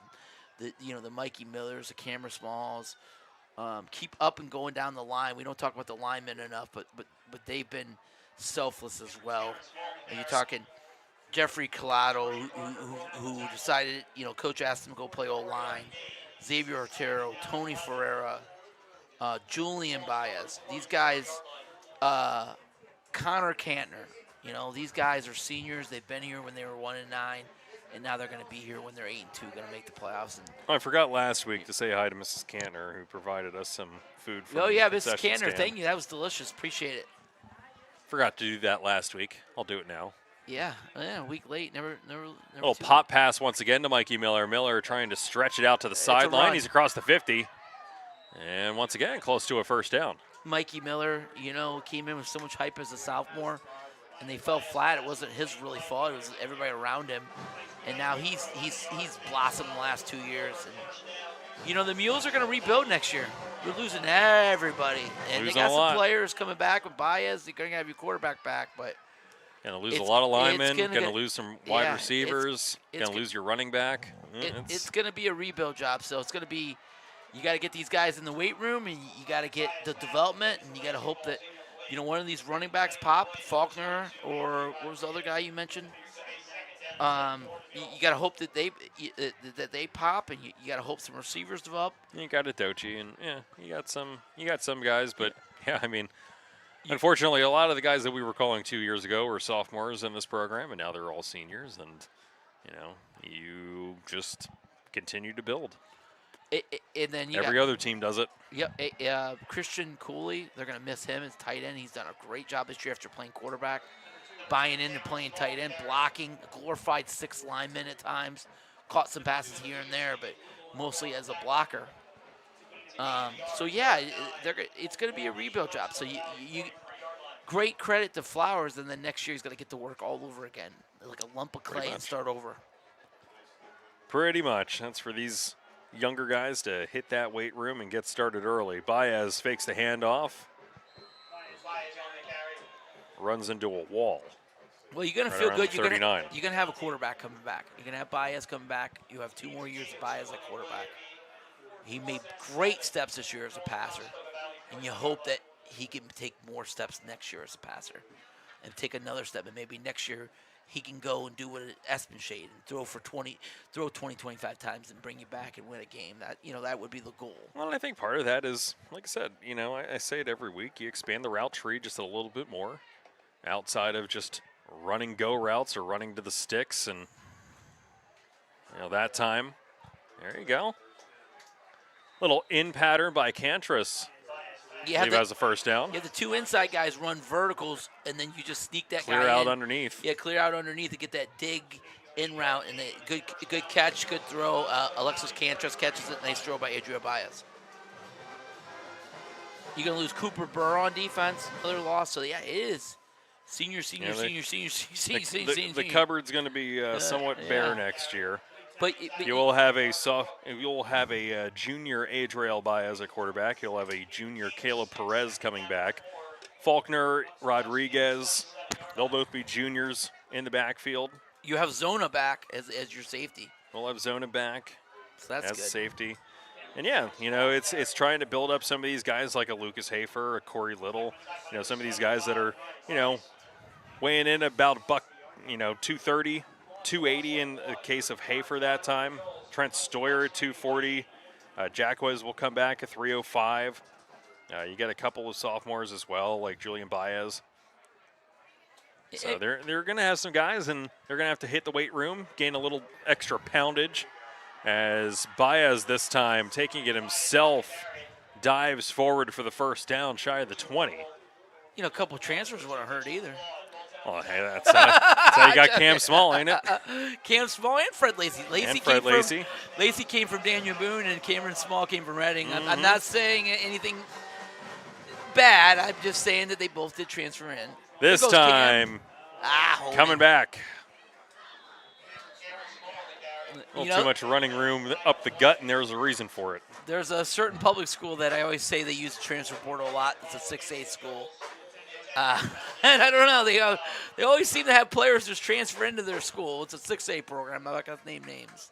I mean, you get those complaints about Berks Catholic, too, but it's not football related usually. Though they did have some transfers in. It was a Reading head coach who got let go. His son. Yeah, the Kamara ended up coming over to BC. He's a heck of a player. He's having a great year for them as a running back and a defensive back. He's a good player. Yeah, they got Kamara. Usually I'm thinking more along the lines of the basketball team where, you end up getting a whole bunch of, they've largely been buoyed over the past couple of seasons by some Antietam transfers coming in. Well, you sometimes, because I write about all over the state, and like the Whipple was crazy with the transfers. Oh my God! And then people were questioning the transfers, and you can challenge it.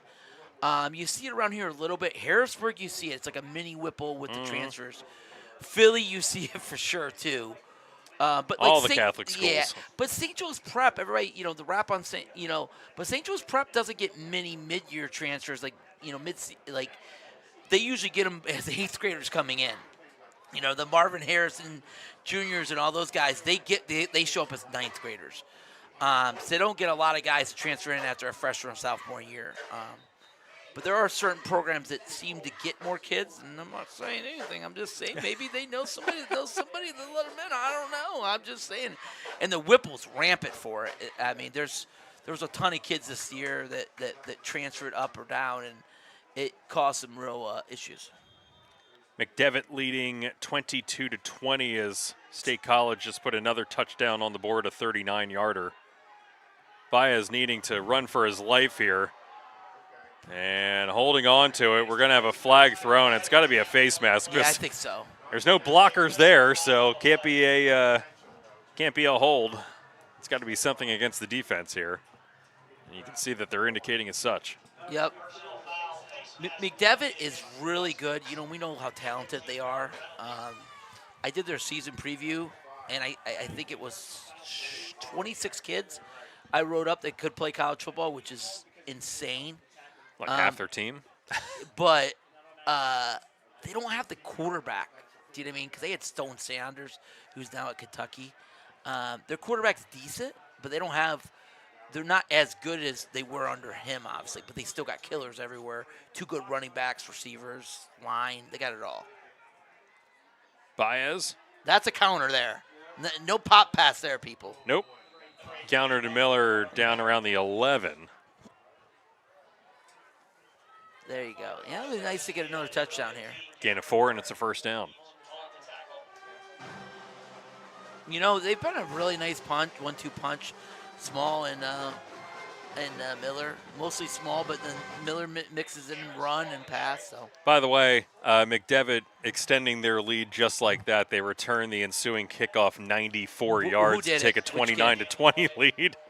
LaRue Jr. ended up Yes! punching it in from Julian LaRue. 95 yards out. Oh, I got a funny story about him. And Muhls will be a little bit short as Baez coming up just shy. He's a talented running back. He's little, but he's so fast. He was at our prep red zone camp, and he got hurt, and we thought he had a torn ACL. We were freaking out, and he was just fine. But we wheelchaired him out and everything, and he was fine. Still trying to punch it in, Touchdown, and they Muhls! finally do. Mikey Miller. Miller from about a yard out, his second score of the game. I say we give the player of the game, take both trophies, one to Miller, one to Small. Sorry, CV, you don't get a trophy. You go ask Rob Flowers about that. That's his. Those are his to give away. I don't know. I don't want him mad at me. How about on his good side? He likes me now. 38-18 right now, and once again, they will line up to go for two. They'll be small in that Wildcat formation. This time, Oh, they'll fake it. Yeah, Miller cutting it back inside. We're going to have a flag thrown. I don't know who it's on. Probably If it's a hold, it's block. on Stottleman, or a block in the back. That's the only blocker out that direction. Miller, I thought he would have had it if he was just going for the pylon. He decides to try to cut it up, and he ends up getting met by a defender, and I think that's going to be that. That's that. 3 failed 2-point conversions here, 6 points left off the board. Does Flowers not like his kicker? I'm joking, Rob. I mean, would have made it a, I don't know, still a 3-possession game. Oh, man. Oh, well. Well, looks good, though. You know, you came back, scored some points. Let's take a quick break here while we have a little bit of time. It will be a hold against the Muhls on the 2-point conversion. Let's just take a quick break because I think we still got one left in us here. Muhls trailing by 20. Buckskins receiving the kickoff when we return on the Muhls Sports Network. At Borelli's Creperie, Deli, and Market, they keep it simple. Good food, fast, fresh, and delicious. In the mood for a hoagie? Choose one from the menu or tell them what you want. A hot sandwich or a cheesesteak? They've got that covered too. Lunch meat for a family gathering? They have it fresh cut to order. Craving Italian?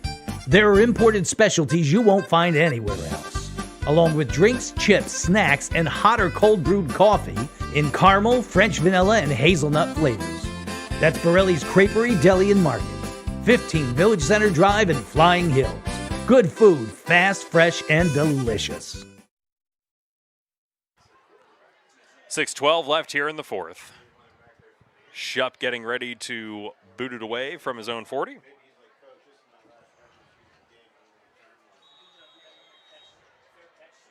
Onside? They will try the onside nice, kick, and nice recovery. recovered at about the 49-yard line by the Buckskins, and they'll take over.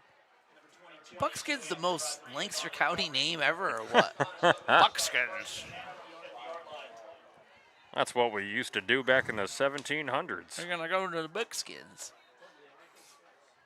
Actually, funnily enough, I was researching my family history, and my family history in the U.S. actually goes all the way back into like 1700s. Wow.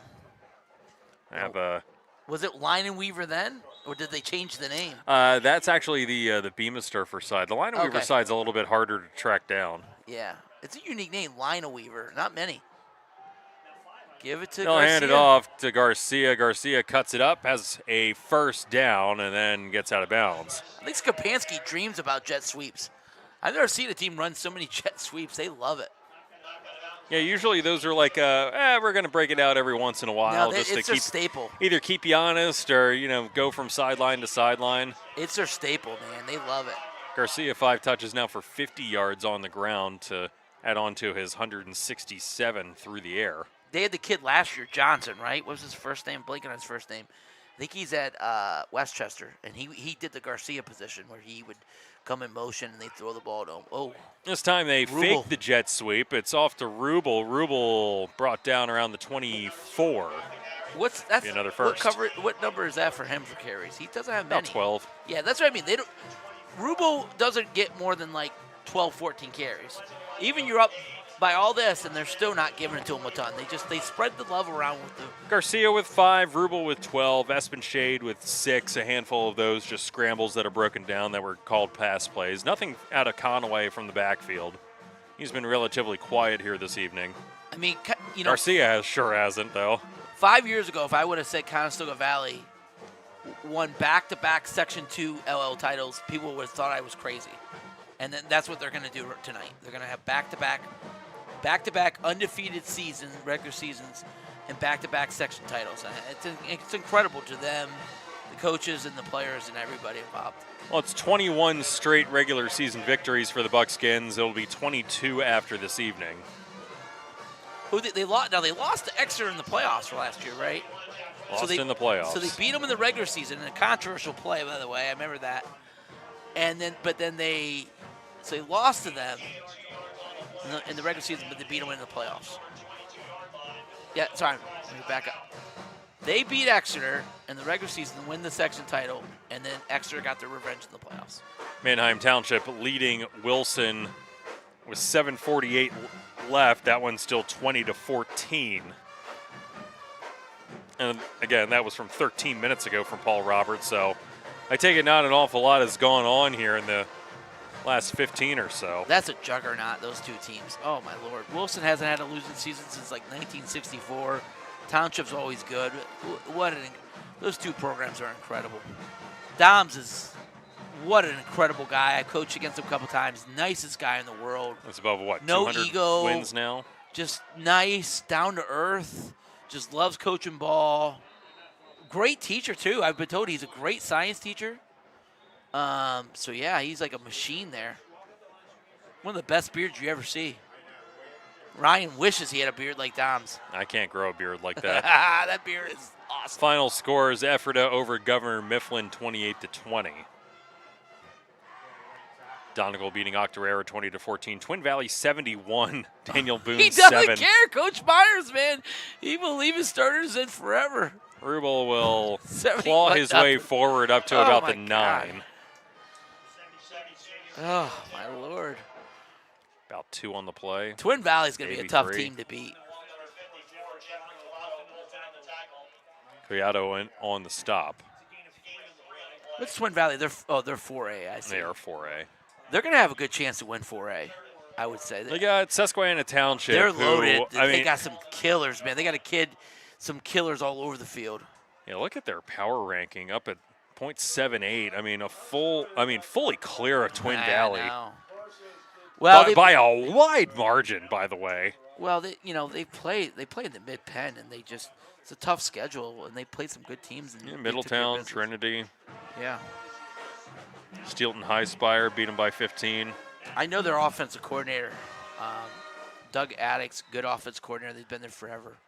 You know, they tried to fire their coach, right? Did you follow that? Joe Heaton? They tried to get some people wanted to get him fired. He was fired, and people fought back, and the school board rescinded it. He was fired. You didn't know that? No. He was fired. Can't say that I keep track of the firing him, and then the Mid-Penn League or the York Adams. It was like like everybody rallied around him in the community. They're going to throw, and a flag, and it's going to be pass interference. 16, yep. But no, that one's pretty easy. He was fired, and then everybody in the community rallied against it. He's been there like 20 years. He's like a legend. Everybody loves Joe Heaton. He's an incredible guy. I met him a couple times, and he kept his job. And now they're 9-0. So there you go. I guess those people were idiots trying to fire him, right? God. Showed them. Yeah, they got a quarterback, Torian Evans, is 3-year starter, is having a fantastic year. So, yeah, LS going to limp into the play. Pass interference against Conestoga Valley that time. I did not see that. Must have been a push-off to get a little bit of leverage. I mean, they're not going to jump New Oxford, right? So they're the 2? I highly doubt that they may jump New Oxford. Eastern New York is okay, decent. Okay.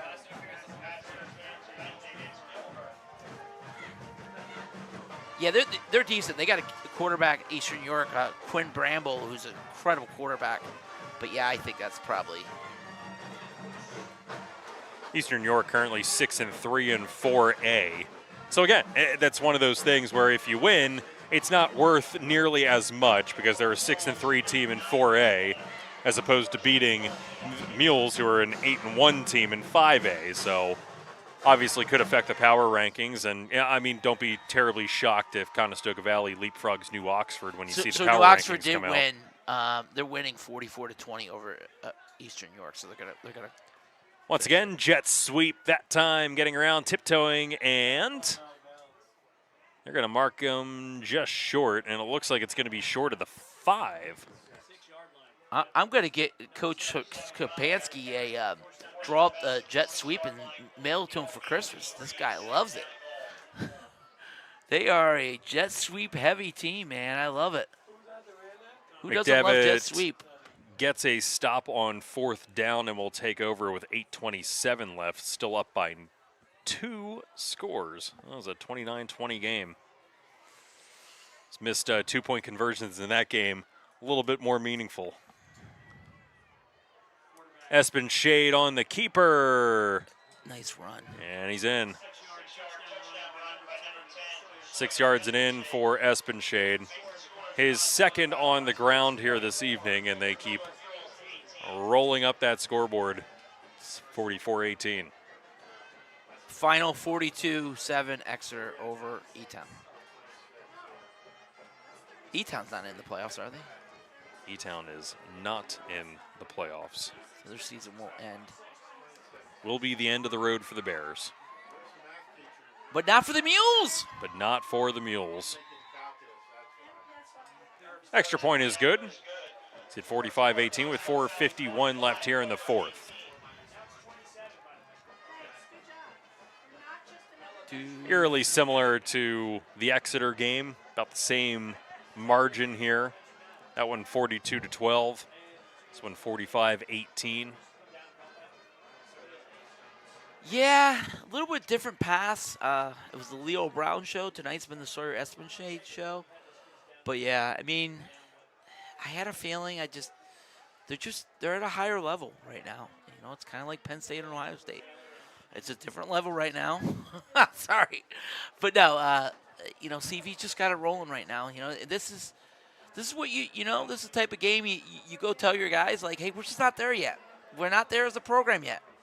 You know, we played Exeter and Conestoga Valley, and they were better than us. So it's something that we got to build on for next year. Because they're going to lose a lot. They're going to lose Espen Shade. And I think Garcia, is he a senior? Garcia's a senior. Fisher's a senior. So, they'll have Conaway coming back. Yeah, they got some good players, but they're going to have to find a quarterback. I mean, he started last year. Sawyer was really good last year, and he's taken up another level. Rubel's gone next year. He's a senior. So, I mean, they're going to be losing a lot of guys. Hey, man, that's high school football. That's high school football for sure. It's the roster churn year over year. Yeah. These kids don't get to stay. Gotta graduate sometime. And they can't do the 8-year plan. Can't do Diego Pavia and Sue and get another year like he did this year. He said the junior college year didn't count, and the courts agreed, and they gave him an extra year to play for Vanderbilt. There's Faulkner. There's Faulkner. Faulkner following his blocking up into his own bench. It looks like Manheim Township is going to pull out the victory against Wilson. Nice. Wilson, their 3rd turnover of the evening. They turned the ball over with 35 seconds left. They had gotten down to the 9-yard line. They were 9 yards away from potentially tying it up with a touchdown and then having to convert on the extra point. But they lost 12 yards on a fumble, lost another 10 on a holding penalty that bumped them all the way back to the 31-yard line, and then they threw it away. So it looks like Manheim Township and the Blue Streaks will take Section 1 this year. So Manheim Township will stay where they are. I don't think they pass Harrisburg. Yeah, they're not passing Central York or Harrisburg. Wilson will probably stay there. Wilson will likely stay there, maybe drop to 5. That would stink if you're Wilson because I don't know what the they changed it this year.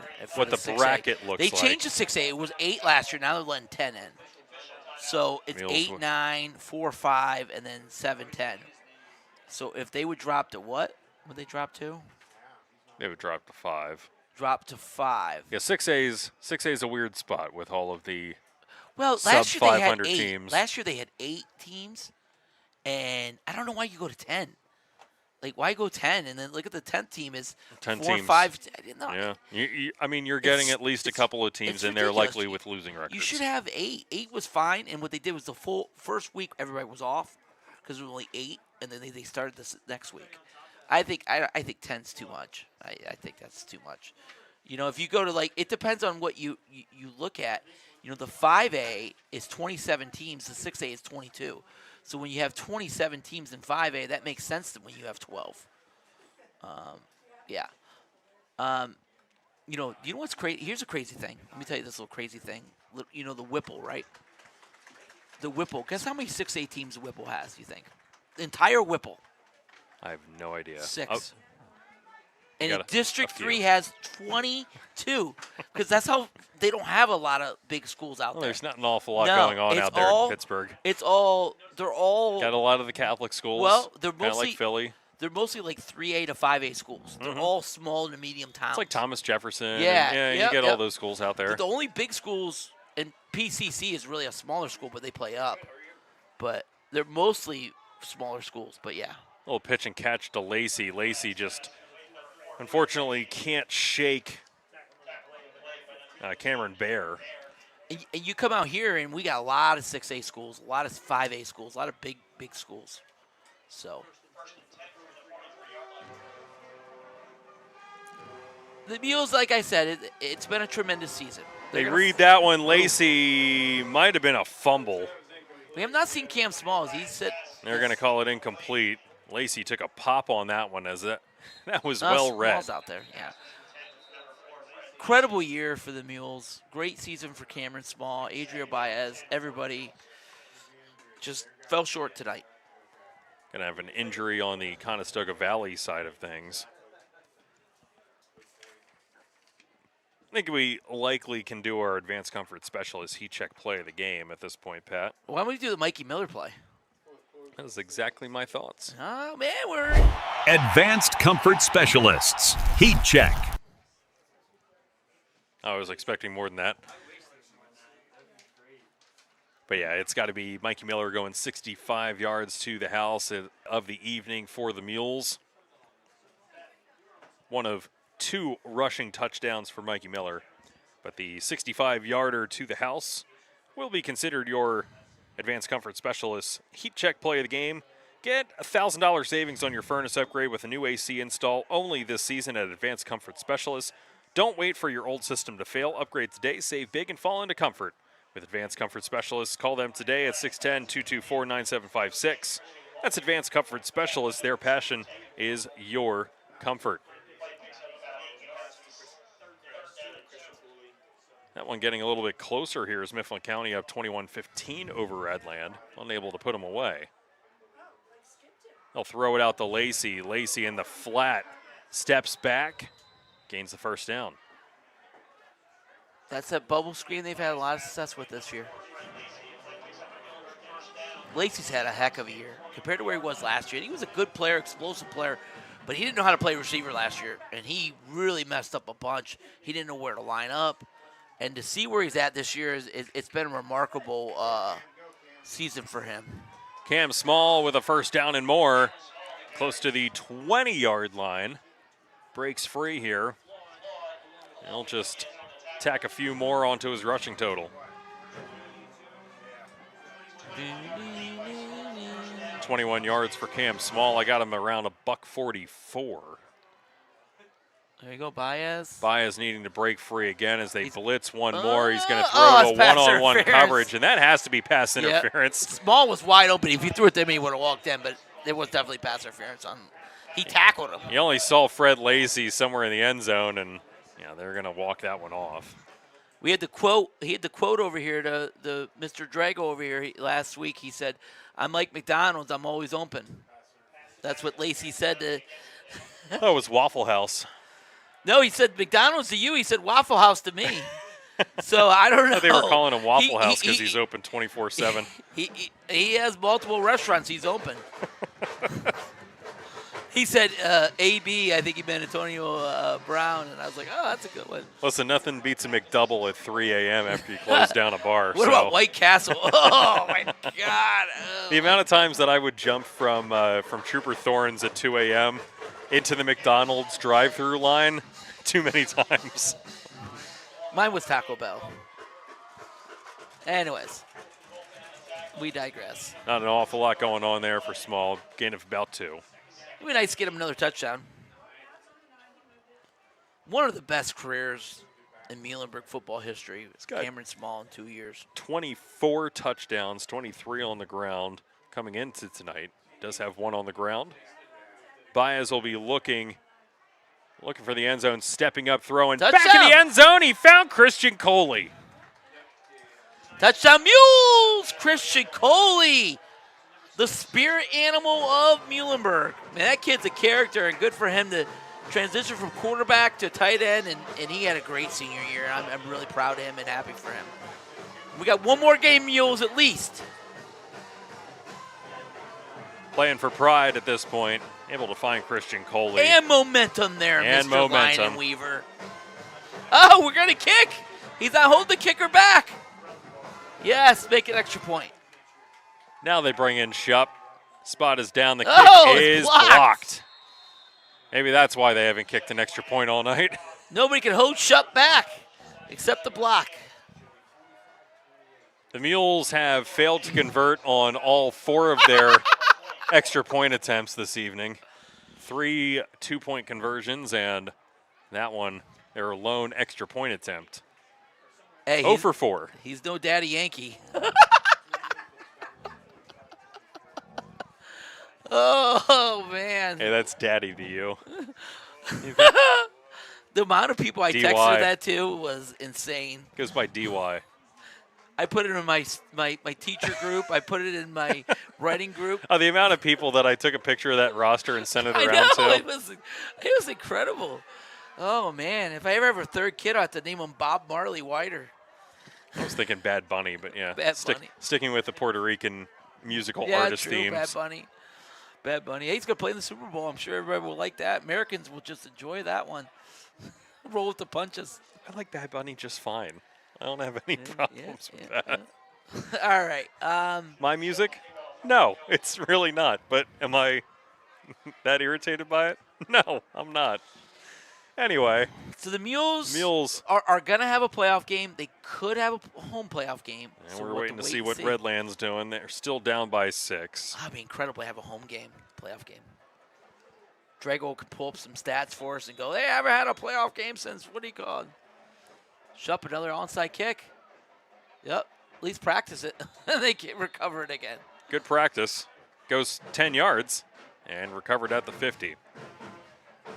Looks like this one might be done up in State College as McDevitt picks off Conestoga's pass.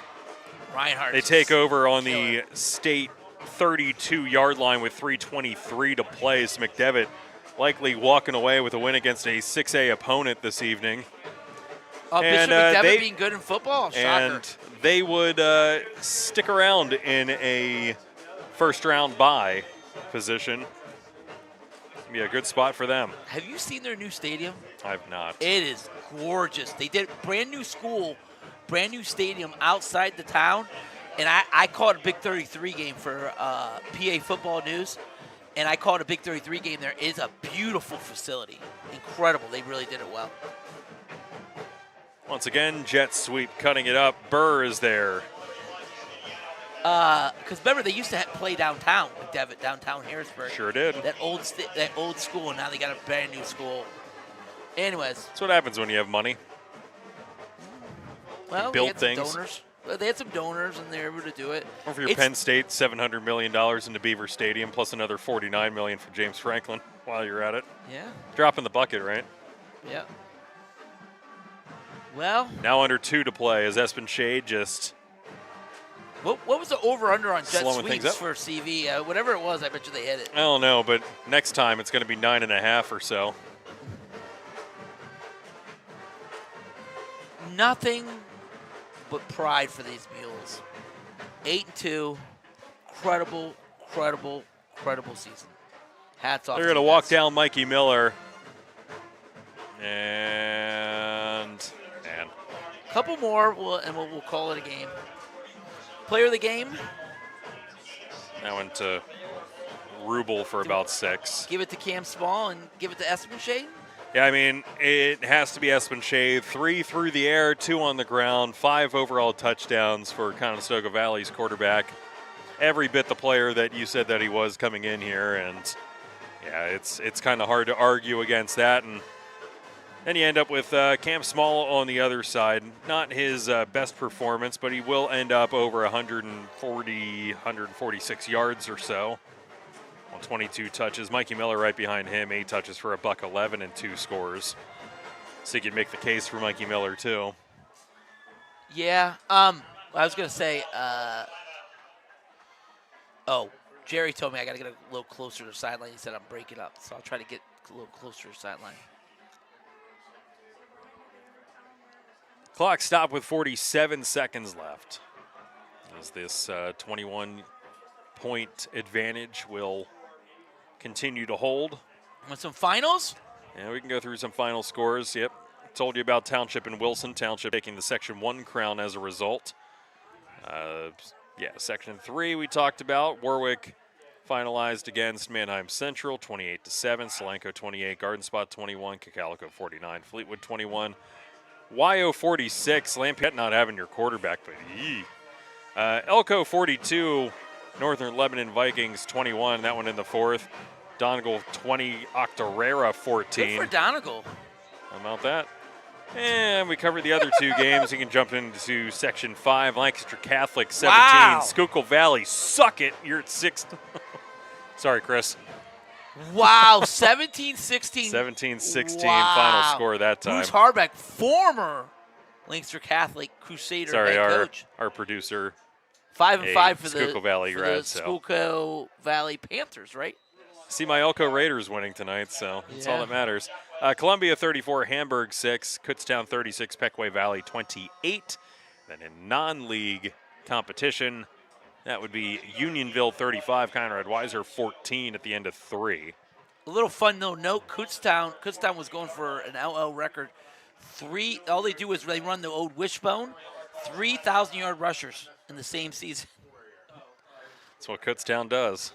I guess, and lose games. And lose games But anyway. they won tonight. They're 2-8. They're going to end up 2-8. But where's Unionville? They beat Conrad. They're beating Conrad. Unionville is down towards Kennett Square. Oh, okay. Yeah. So, They're primarily a Kennett Square located school. Well, my old choir teacher from Elko actually went to Unionville after my freshman year of high school. Landed down there with the Bulls. Columbia is going to make the playoffs. Columbia is going to make the playoffs. Yeah, they're going to end up 5-5. Incredible turnaround for them after they started 0-3. 0-2. 0-2, and then they got rolling. And so But good lost for them. 37-0 to Berks Catholic along the way. Lost to Anvil Cleona. Lost to Donegal. Lost to Eastern New York by 49.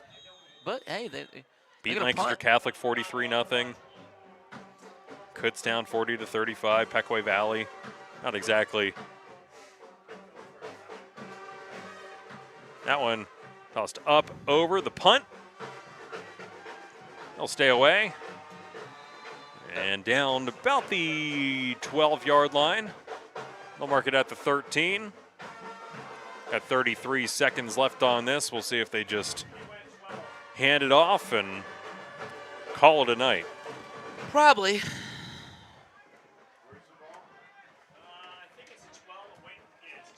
Well, it's been a pleasure, Ryan, and have another week possibly. Sure has. May have another week. We'll see if able to get in for that game. Talk to Jerry afterwards. You will have me for sure next week. We'll analyze some things.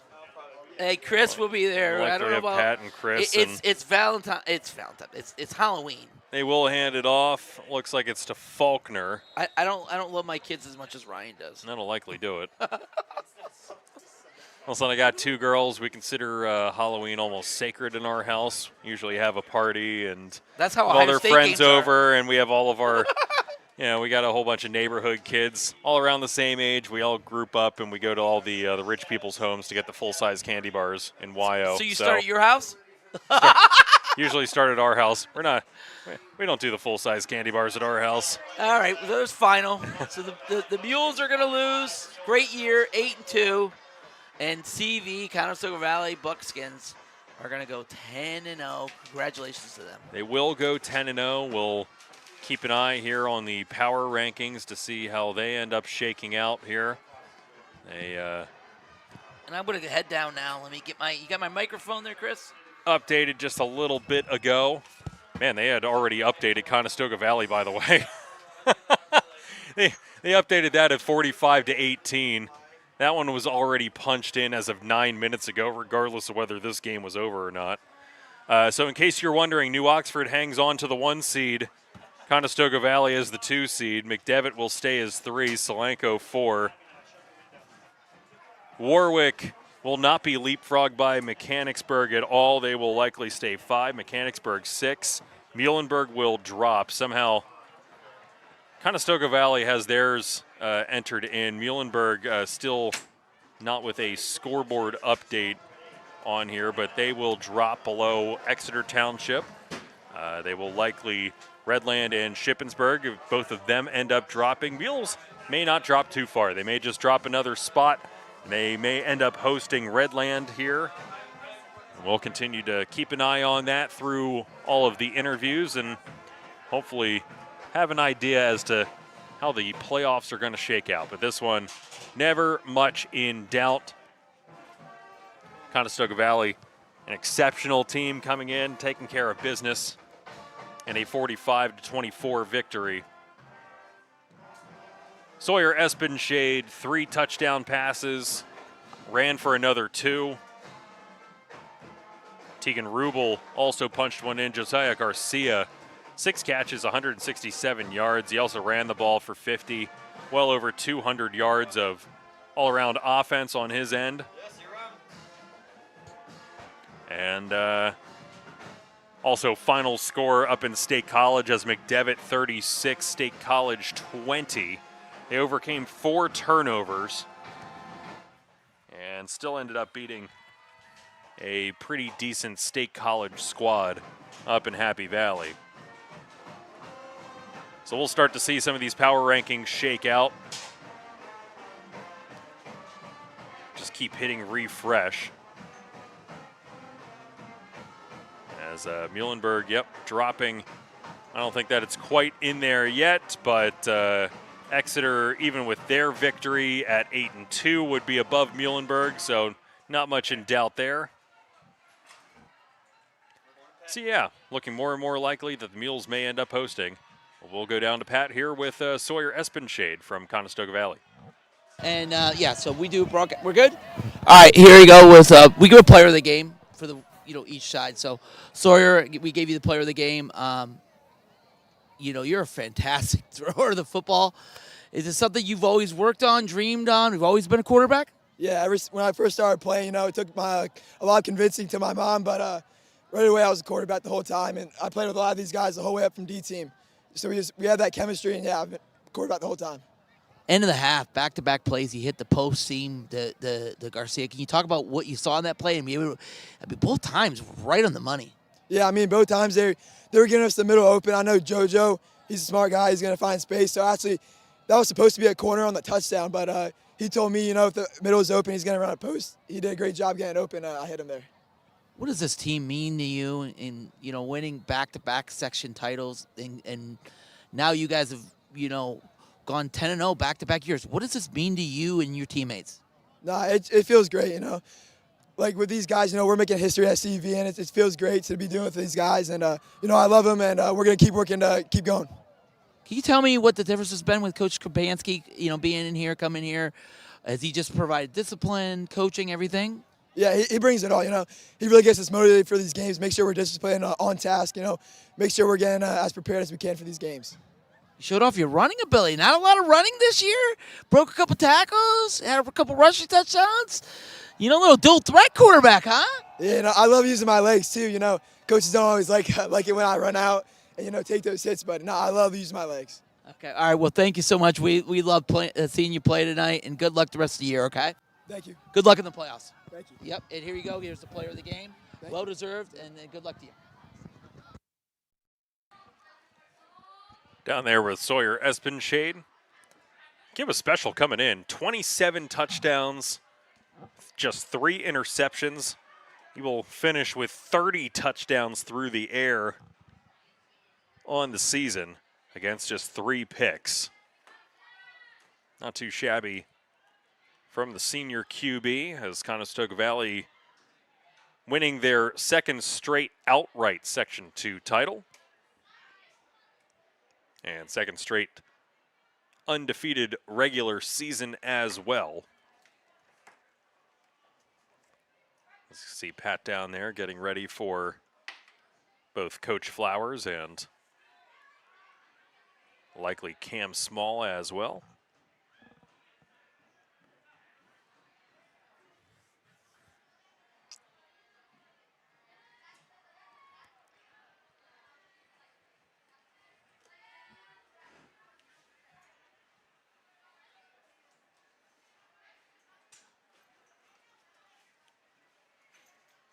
Yeah, they keep slowly updating things. It looks like Spring Grove will stay at 11 for right now. So yeah, things slowly trickling in here on the District 3 power rankings. Looks like Pat's gonna drag Cam Small with him. And we'll go down to the field with Pat. We good? Okay, all right, here we go. I know you're disappointed, but 8-2, come on. This team was 1-9 at sophomores. I know you were here, but 8-2. What's it feel? You feel like that's your legacy to leave behind? You turning around this program. I mean, it feels amazing. You know what I mean? Like, what's it called? We did bring a bad team to a good team, and we got to just keep working every day and just keep achieving our next goal, which is win district championship. Now, this is not about me, but I'm gonna make it about me for a second. I absolutely love watching you run the ball these last 2 years. It was incredible. You got a little like Saquon. I think a little. I said Earl Campbell today. A little Emmitt Smith. How would you describe your running style? Honestly, I'm a little like shifty, but like if I have to lower my shoulder, I definitely will. So you know what I mean. You've had, and I know the O-line deserves credit. Coach Flowers, all of them. But you put together 2 of the best seasons any Muhlenberg player I think has ever had. And you deserve a lot of credit for it and with your resiliency. We were saying on the broadcast, I mean, you ran the ball 25, 28 times, and you're going to play defense. And so it's a credit to you to see you come out and play at that high of a level. And everybody in Muhlenberg's got to be really proud of you and all these seniors, because these seniors have been incredible 2-year run. Yeah. I mean, we all celebrate success together as a team, and we all love each other, and we're just all there for each other. It's looking like you guys are going to have a playoff game. So you're going to be in the playoffs. We don't know yet. So we're still going to have one more game for Cam Small, one more game for these seniors to go out there. But incredible effort. Congrats.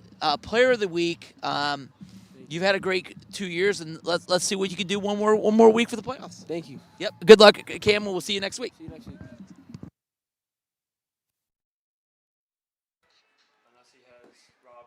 Pat will be walking over there to chat with Rob Flowers, who's currently with Sean McBrien.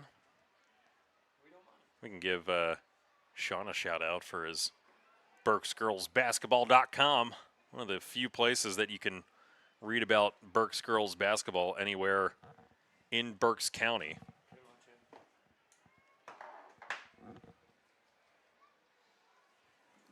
So you can see Cam and Coach Rob Flowers exchanging some words here. We'll have Pat down with Coach Flowers. We good? Okay, all right. Got Coach Flowers. I want to start there. You gave a nice big hug to Cam. Yeah. Can you just, what's that mean, the relationship between you and Cam? It's like the relationship with all the guys, man. I take pride in those relationships. And these young men take pride in the relationships that we have amongst our staff and with our players. So it's important, man, just to remind these kids that, or these young men, that we're proud of them, to remind them that we're always going to be here. Maybe not in the same space, but we're always going to be here. We're always going to be available for these young men. Okay, let's spin it forward. Your seniors were 1-9 at sophomores. Now they're 8-2. And I know it's disappointing tonight, but what an incredible group of seniors to fight through it, go through a coaching change, and then to go 8-2 as seniors. And they still got one more game left at least. Correct. I mean, it's a beautiful, special journey that they have been on and that we've been on for this 2025 ride. And since we've been here as a coaching staff, I'm so proud of these seniors, man. This is a group of young men that suffered a lot of losses and a lot of ugly losses. People scorning them. Oh, Muhlenberg. Oh. Correct. And now they come back and say, you say They community can't- of winners. This is they a community can't- winner. They 8-2. they can't talk about these young men like that no more. Heck no. Especially, because they put forth effort. They're going to fight. They're going to make sure that they're okay. And I'm so proud of these young men. Like I just told them, man, we finished the year 8-2. Like I want everybody to really think about that. 8-2, and we get to play in the district playoffs next week. And we also are not walking down to the locker room and handing our stuff in. We are walking down to the locker room, putting it in the wash, and get prepared for Monday's practice. You get That's another what we're week. doing. You get Yes, we another do. week, and then you can go from there and see Yes, where we you're do. at. Yep. So it's been, it's been an incredible season, Coach. I've loved it. I'm proud of you and the coaching staff and the players. You guys have put together a great effort. Good luck, and we look forward to seeing you next week. Thank you very much. Yeah. All right, Coach. You take care. Appreciate you.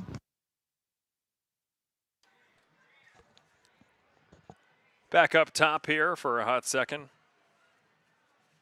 It is looking more and more likely that we will actually be hosting a playoff game here against Redland.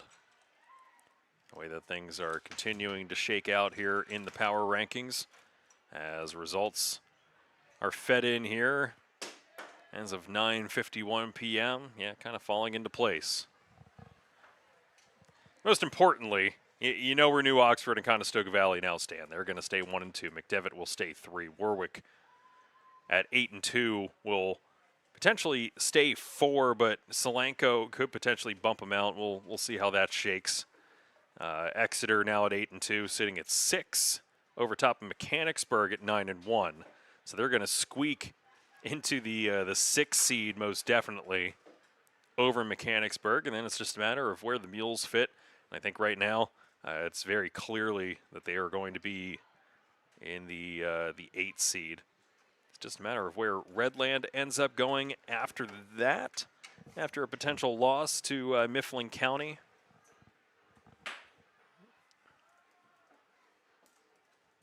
Not quite sure where that one is currently at.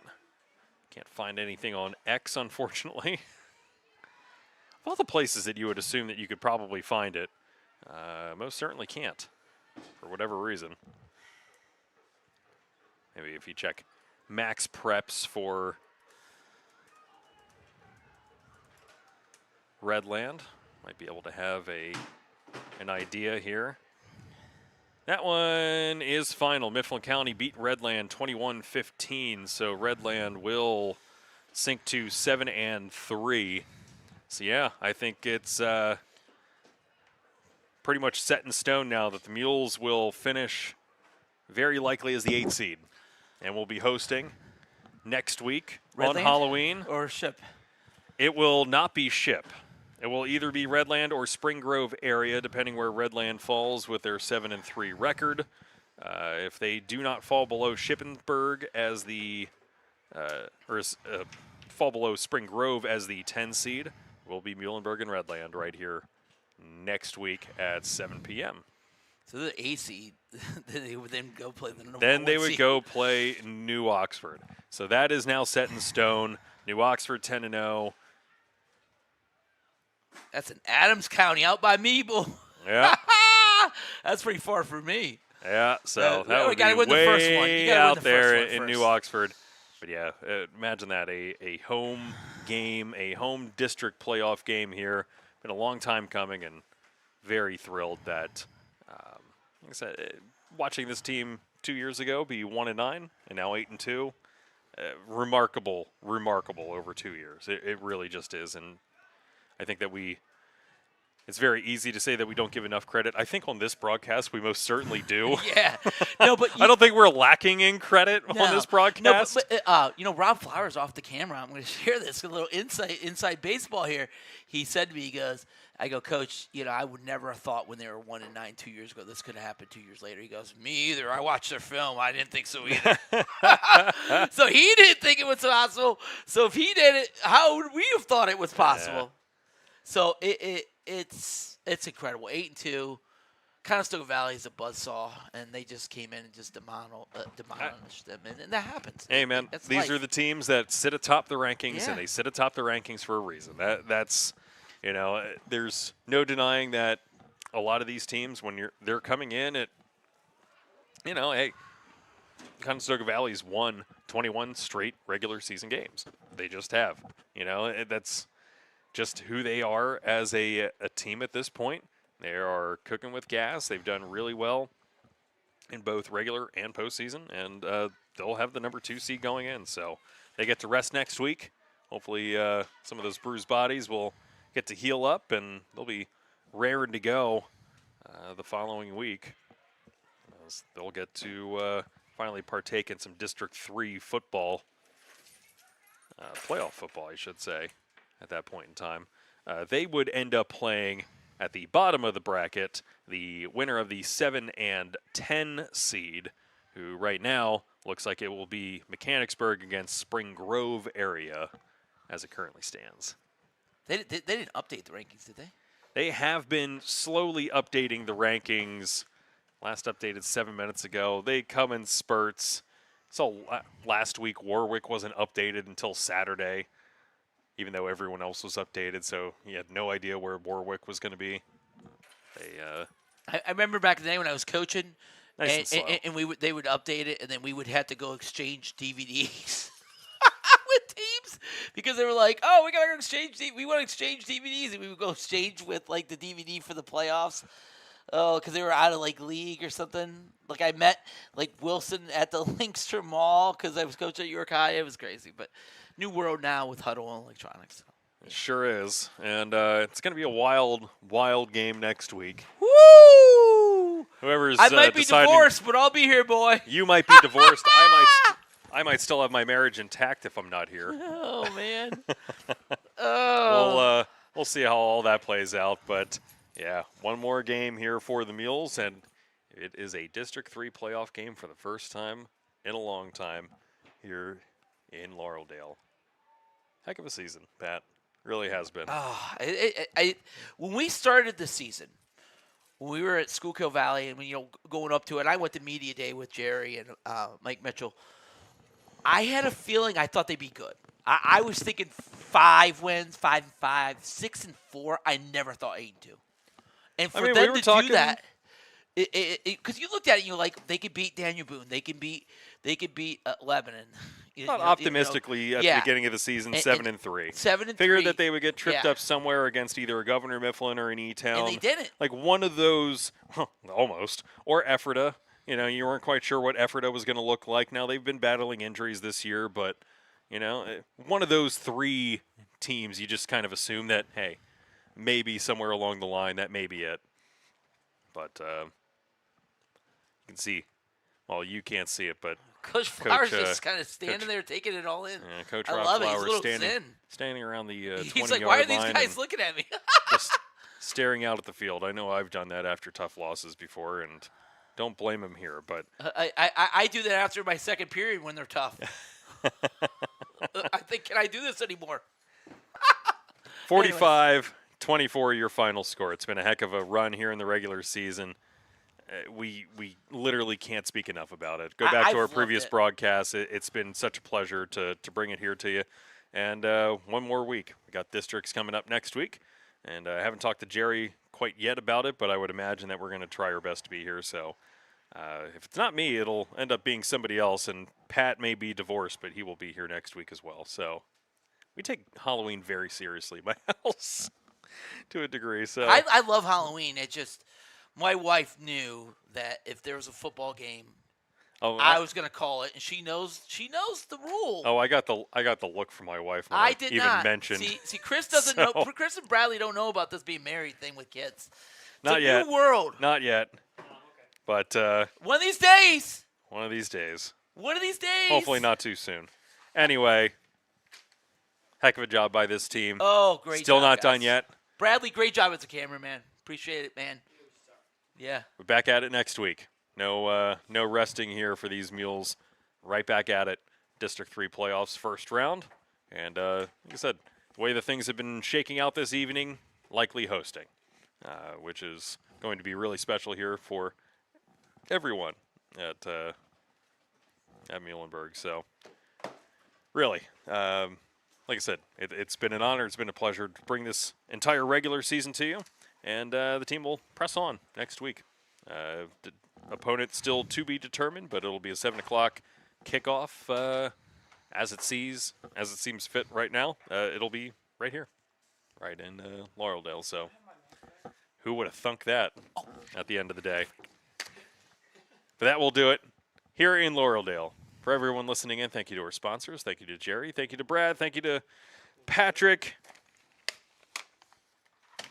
Do I want to thank you? Chris the man. Now we'll thank Chris, our producer, and thank you to the fans as always And for thank you to Birdies for listening in. I said thank you to the sponsors, but thank you to the listeners for listening in. You guys are what keeps us fueled all year long, and like I said, hopefully one more week out of it. So for everyone here in the press box in Laureldale, I'm Ryan Lineweaver. Have a great night. We'll see you at the playoffs next week.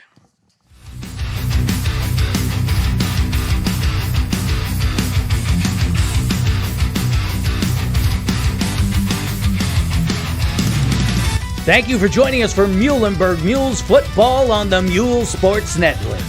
Brought to you by Birdie's Inn, where they remind you to have fun and be kind.